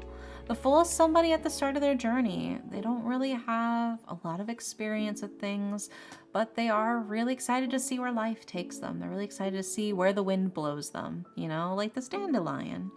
It's very easy to see, you know, what direction you'll go in. It's the excitement to see what happens. No real responsibilities. Nothing really weighing down on you. It's just, you know, you're just happy to see where you're headed, right? We also followed up with the reverse Strength card, which is, to me, the Strength card tends to be somebody who charges forward, right? And keeps moving forward no matter the hardship. In its reverse, it's kind of somebody who keeps moving forward, but maybe with less tact, maybe less grace. It's very easy to accidentally step on a few toes on your way through.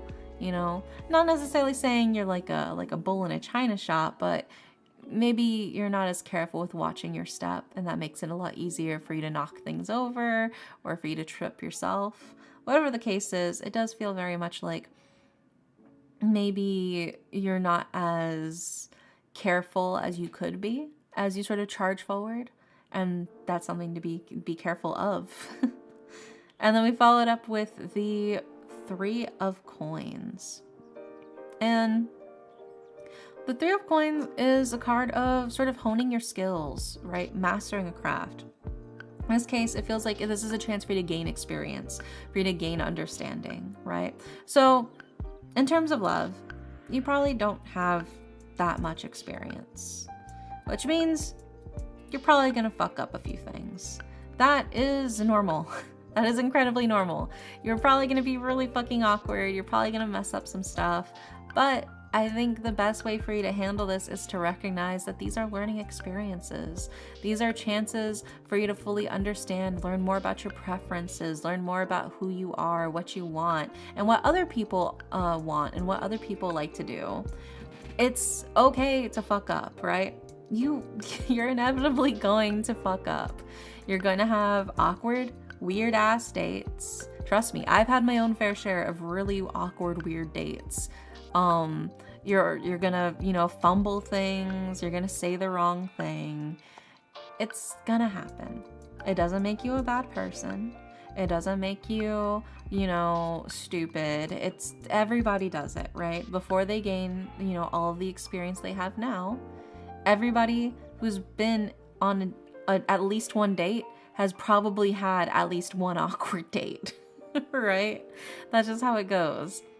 pretty much everybody has a story about a really fucking awkward date they've been on before, or a relationship that just didn't work, you know? It happens. It's normal. But I think you have to not let that fear of doing that stop you from learning, from growing, and from experiencing these things. It feels like you're so scared of fucking up, you don't even try to do it at all. Because you're like, well, I don't want to be awkward. I don't want to be weird. You're gonna. It's okay. You're gonna, and it's okay. Nobody is just naturally good at everything from the very start.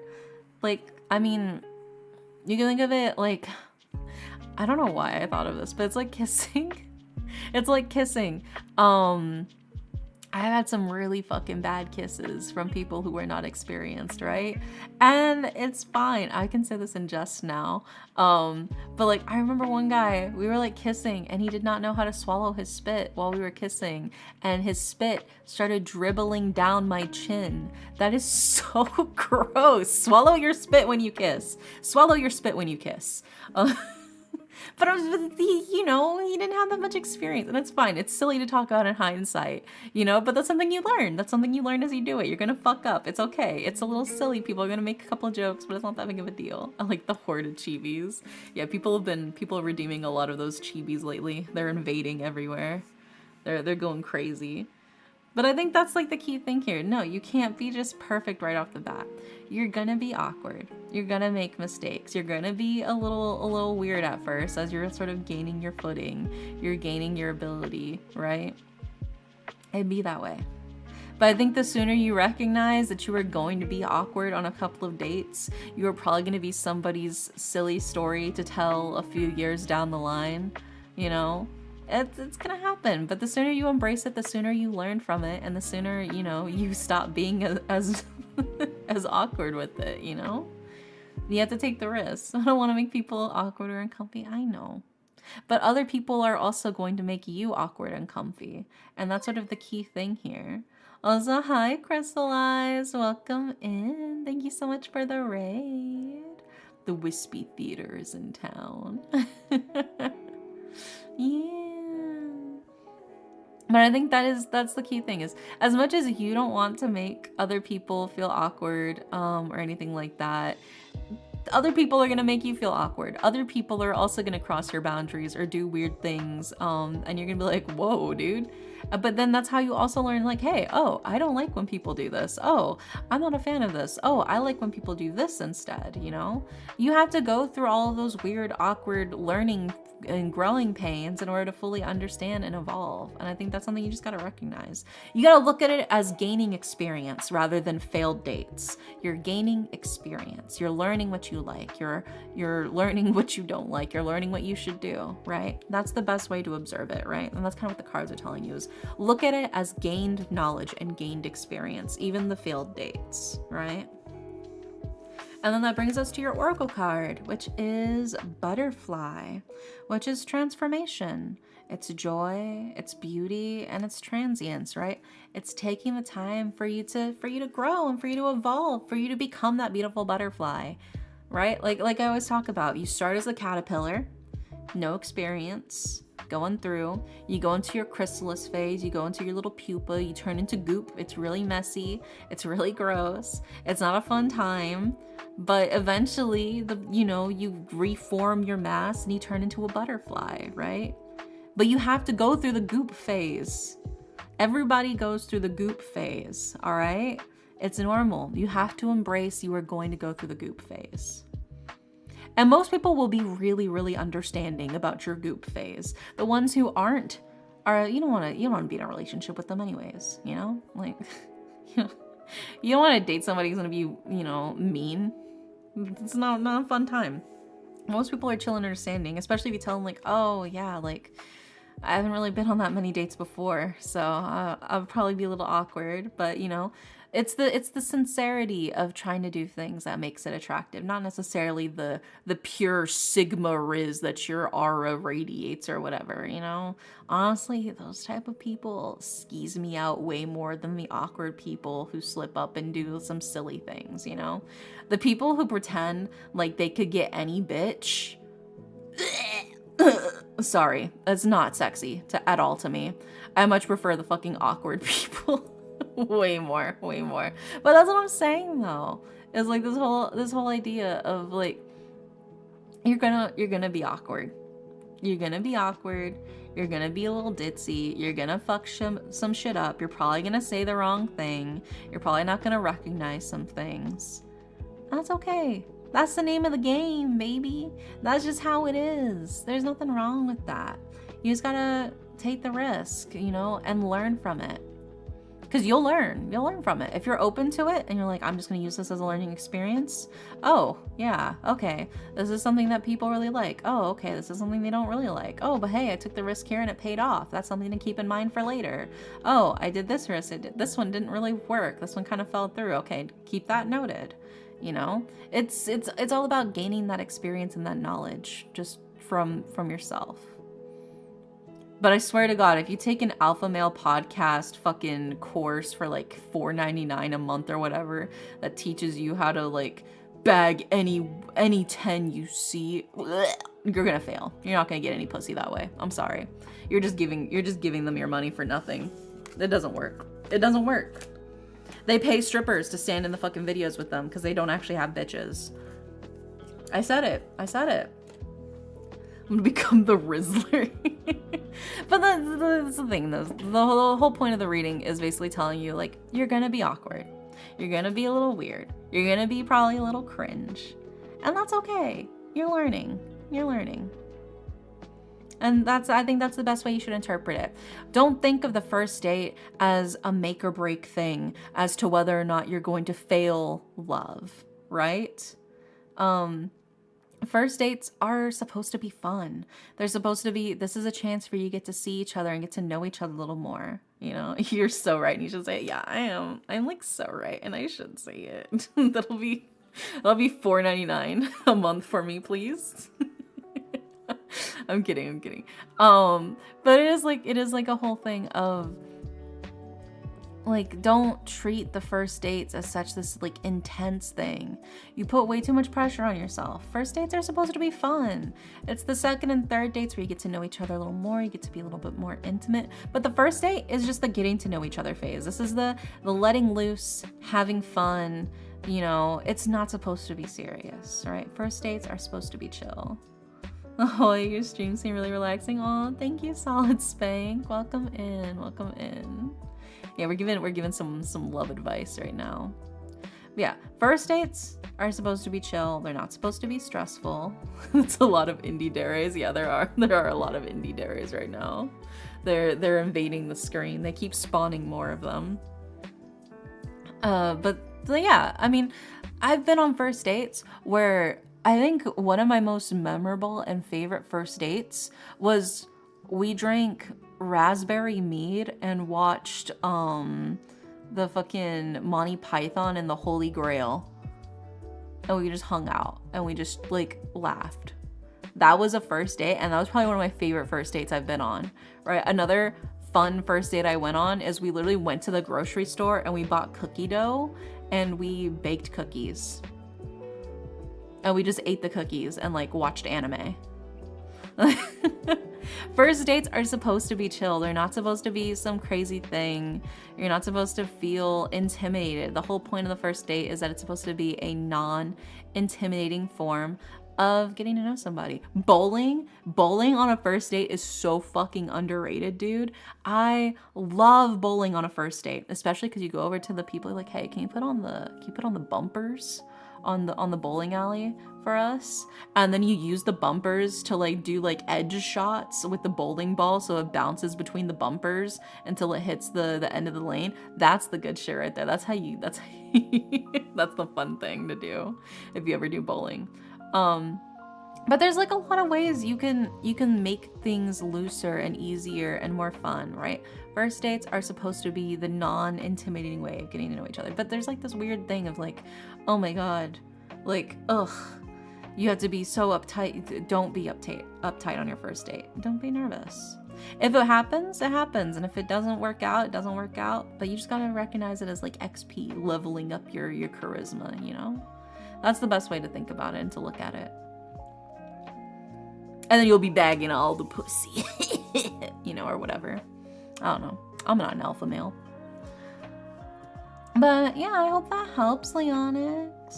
Maybe that gives you some reassurance. It's okay. It's okay to be awkward and, you know, a little weird and a little stumbly at first whenever you start going on dates and relationships and stuff like that. What matters is that you learn from it. What if I explode because I'm so nervous? That'd be kind of like cool though. I don't think I've ever actually seen anybody explode before, so could be cool. Could be completely traumatic and horrifying experience that will haunt me for the rest of my life every time I close my eyes and I picture you exploding into a million of little meaty pieces. But like, I'm sure you'll be fine. It'll be fine. Don't worry about it. Don't think of first dates as such an intense thing, you know? It's when you let loose and have fun. That's what makes it more fun. That's what makes it more attractive. That's what makes it stick with you better versus like a super serious one. Just keep it casual. The second date's when you can start like getting a little more nervous, I think. But if they invite you on a second date, but by then you've kind of already matched each other's vibes well enough. Hey, my name is Kablooey. Is it bad that whenever I hear alpha, I just think of Omegaverse? Is that because of me, Leonix? Did I taint that for you? I'm so proud of myself if I did. But yeah, I mean, the Omegaverse shit's so fucking funny. Yeah, you can find your Omega. But I mean, that's the thing. You just gotta put yourself out there. If you have a weird date, if you have a date that fucks up, you know, I've had plenty of dates where we're like, yeah, first date's our only date. Thanks, have a good day. Won't see you again. That's fine. There's also been other ones where they've ghosted me, or ones where I've ghosted them, you know? I be that way sometimes. I really do. It's not a big deal. Don't stress too much. Fuck you mean I'm definitely the Omega. Have you met me? Yeah. You just gotta find your alpha, Leonix. I believe in you. But yeah, you got this. We're all cheering for you, Leonix. Just take all of them as just learning experiences to have fun and get to know even just yourself better. Understanding what you like and what you don't like in a relationship is huge in finding somebody that you're actually compatible with. So you have to go through the people where you realize, oh, I am not compatible with this person, to start narrowing down that list of the people you are compatible with. It makes it way easier. So yeah, even the failed ones can teach you something. So don't stress too much. Hi, Sammy. Welcome in. Hope you're doing good.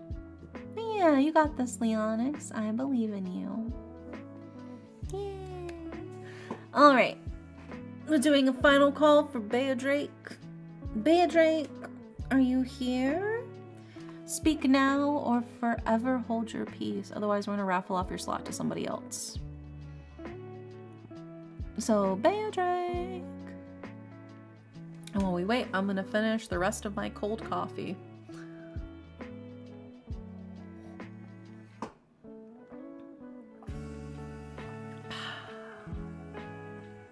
Honestly, the cold coffee still kind of hits. I'm not gonna lie. Your tongue was burning earlier? Oh no, what did you do? You drank too much water? Your tongue's burning from drinking water or what? Iced coffee is a thing. True, I do love iced coffee. But this was originally hot coffee.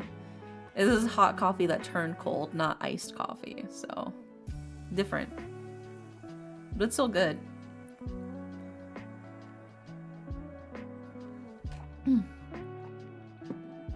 Alright, I think Bea Drake must have disappeared. Probably went to bed. I don't blame him. Alright, well, sweet dreams, Bea Drake. So that means we have one raffle slot, you guys. So for those of you who are currently in chat who did not get a reading yet from me today, and you would like one, I am thinking of a number between 1 and 20. And the first person to guess it can yoink the reading.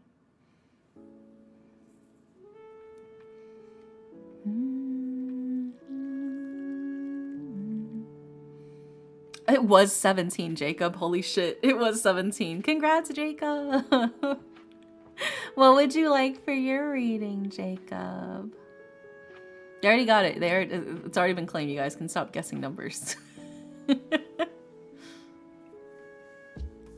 It's already been yoinked.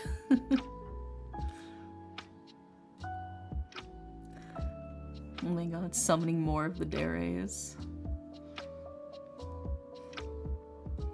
Are you trying to like break them now? Is that what it is? You're like, now that we're reaching the end of stream, start summoning more of them. Just a general reading? Okay, okay, I got you. Let's see what we got for you, Jacob. Trying to find the point where the stream crashes, yeah. There's a lot of Shimidare, yeah, they're evolving. Soon, my Shimidare army will soon be complete. Very powerful, very beautiful. It's like the lumpfish army vines. I love the lumpfish army thing. Soon, my lumpfish army will be complete. Very powerful, very beautiful. Do you guys know what I'm talking about? I fucking love that video. I'll have to find it. If you guys don't know what I'm talking about, I'll post it in the memes in the Discord later after stream.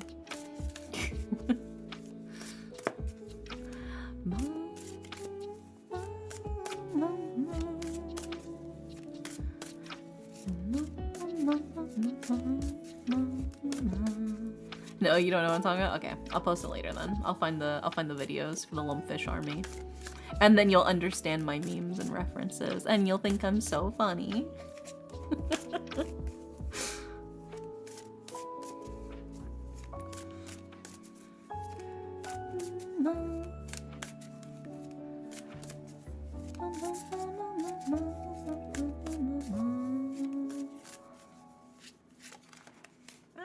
Get back in my hand. I already think you're funny. Why? Why? I was joking. I think anyone's funny, not gonna lie. Okay, okay, that checks out, that checks out. Sammy just has a broken humor bone, that's what it is.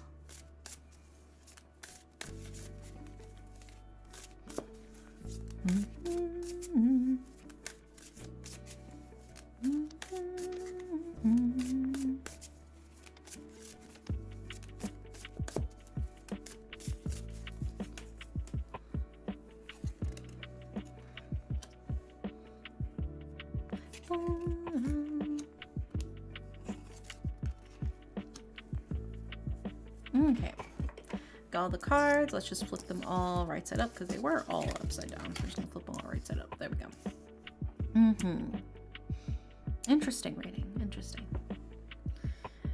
Never do a try not to laugh because I'll be the one laughing. That would be, I would say that would be fun, but I'm actually really good at like forcing myself not to laugh. If I'm like not allowed to laugh or something, I'm actually very good at suppressing it. So I feel like that'd be very boring actually. Cause I can like kind of like a faucet. I can kind of just turn it off if needed. Just like turn off the faucet. Like, okay, temporarily it's shut off. Does that make sense? Anyway, let's put these up on the screen for you, Jacob. Starting with...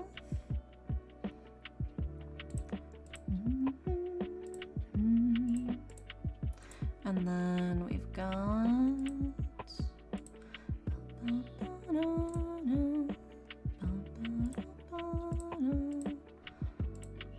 And then we've got the final card, which is...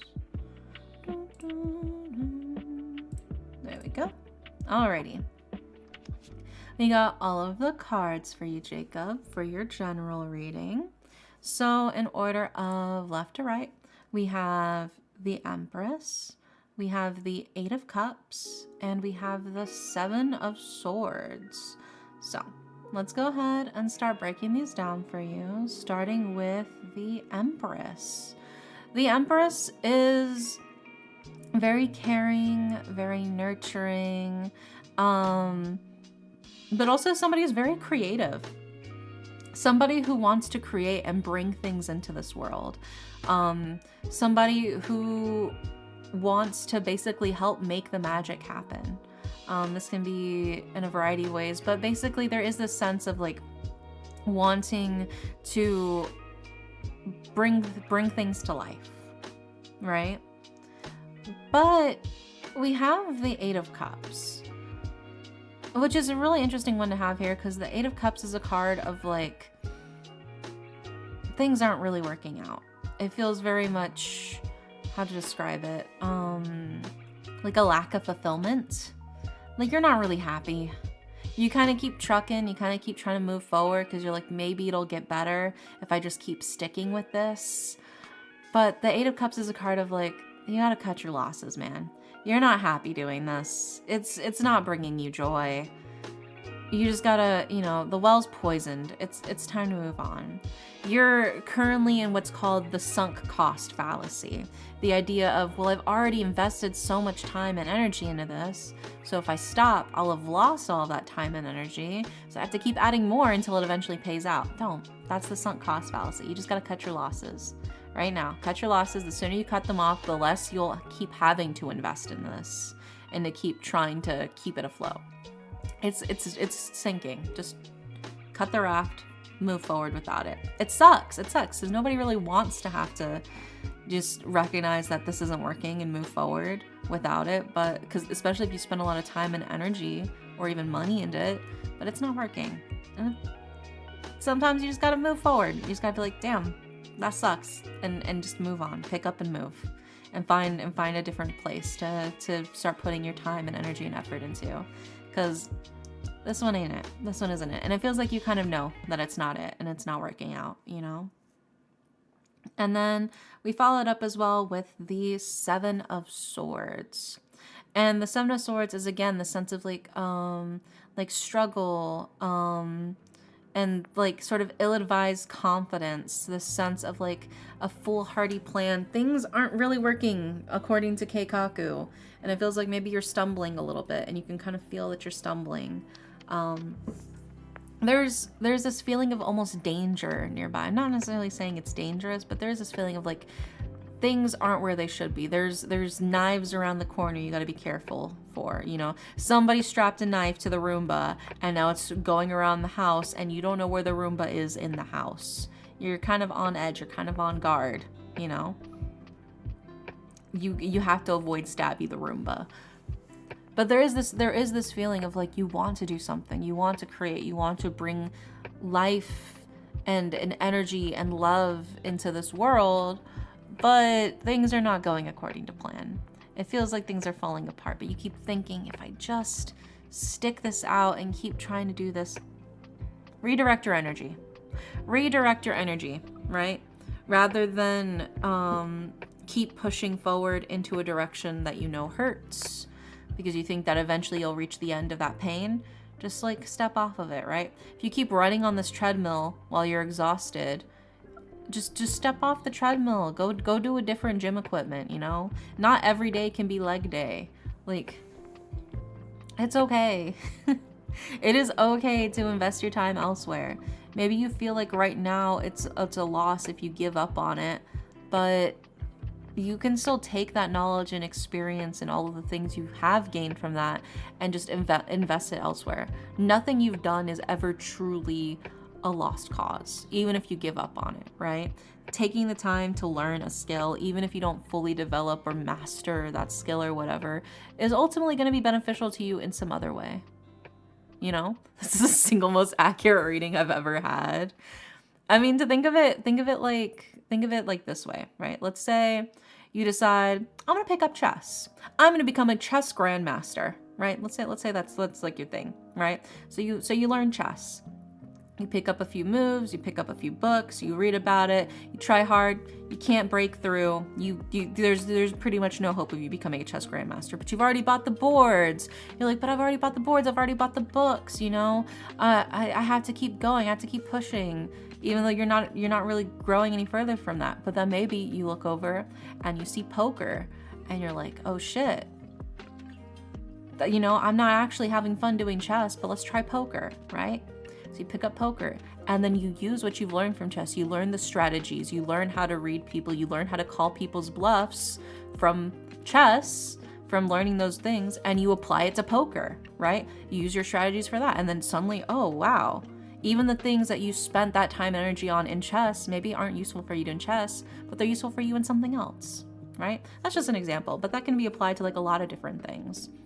I think that's the key thing here is you're so focused, you're so singularly focused on trying to make this one thing work that you kind of already know isn't gonna work.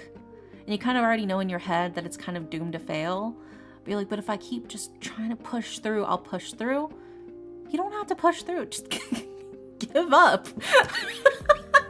It sounds so fucked to say it that way, but like just give up on that, cut your losses on that, and use that XP, use that the leftover energy that you're saving from that to put into something else, to put into something new, right? It's not lost experience. It's not a complete net zero because you did learn something from it, right? You did learn what not to do. You did learn what didn't work for you.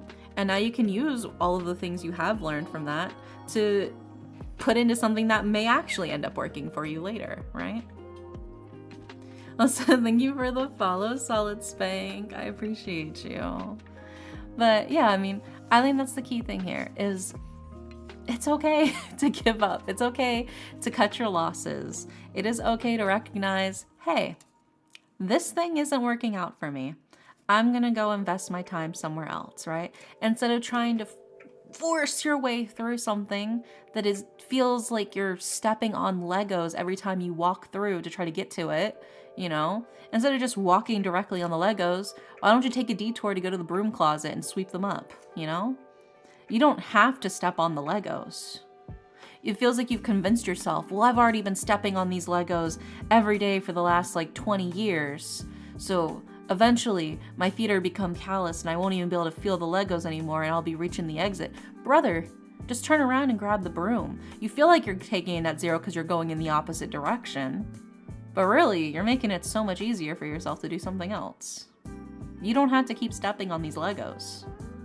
And also, you really shouldn't. It's not good for you. Those things hurt like a fuck ton. It is not a good time. You gotta be careful. Just get the broom. You don't have to force yourself to keep suffering for the sake of what? Perseverance? Perseverance only works if you feel like you're actually, you know, making progress in something. If you feel like it's actually bringing you joy. If it was making you happy, that'd be one thing. You keep pushing forward because it makes you happy. It brings you joy. Even if you feel like maybe you're not quote unquote making progress, but you're not happy. It's not actually you feel miserable. It's like you're clocking into a shift at a job you fucking hate, but you don't have to clock in. You're not even getting the money for it, you know? Like, it's okay. It's okay. But I hope that helps. I hope that helps, Jacob. Sometimes it's okay to quit. Sometimes it's better for you to quit so you can invest that time and energy and effort into something that's more important to you. Right? Don't just quit and then give up on everything, but quit and move that energy into something else. You know? You're redirecting your energy, you're redirecting your processes. And that's the more important thing to do, I think. There's holy shit, that's a lot of dairies. Jesus Christ. I'm gonna look and see how many of those you guys spawned after stream. But yeah, that is officially all of the readings for today. I really hope that helps for all of you, and for you, Jacob. I hope that was a good reading for you. But yeah, tomorrow we're gonna be playing another romance visual novel. We're gonna be playing, it's called Moondusk Masquerade. They have a demo out because I saw like their Kickstarter. Apparently it's like Cinderella x Bridgerton fairy kind of vibes. Honestly, it seems really fucking cool. I'm hyped to play it. So we're gonna play that tomorrow. We're gonna play the demo for that tomorrow. So hopefully I will see you guys tomorrow for the romance visual novel, because you guys know I'm a sucker for romance. But yeah, so hopefully I'll see you guys tomorrow. If not, no worries. I'll see you when I see ya. And we are gonna, who are we gonna raid? We are gonna raid, I should probably pick somebody to raid first before I start giving my closing speech. Yeah, good night, Jacob. Sweet dreams, sweet dreams. I was gonna raid Harper, but I think Harper's also leaving soon. They're in like their, I think. Let me refresh their page. I looked over and they're like, it looked like they were in their chatting screen, but maybe that's just a mistake. Okay, no. Okay, it was just lagging for me. Okay, yeah. All right, we're gonna raid Harper. Harper's playing Monster Hunter, so We were talking about Monster Hunter earlier, so it works, it fits. Yeah. You guys want there is a raid message, it's just a Sleep Magician raid, but if not, no worries. But yeah, hopefully I'll see you guys tomorrow for the sweet, sweet romance. But if not, no worries. I'll see you when I see you, and I hope you guys have a wonderful, wonderful night. And good night! Mwah.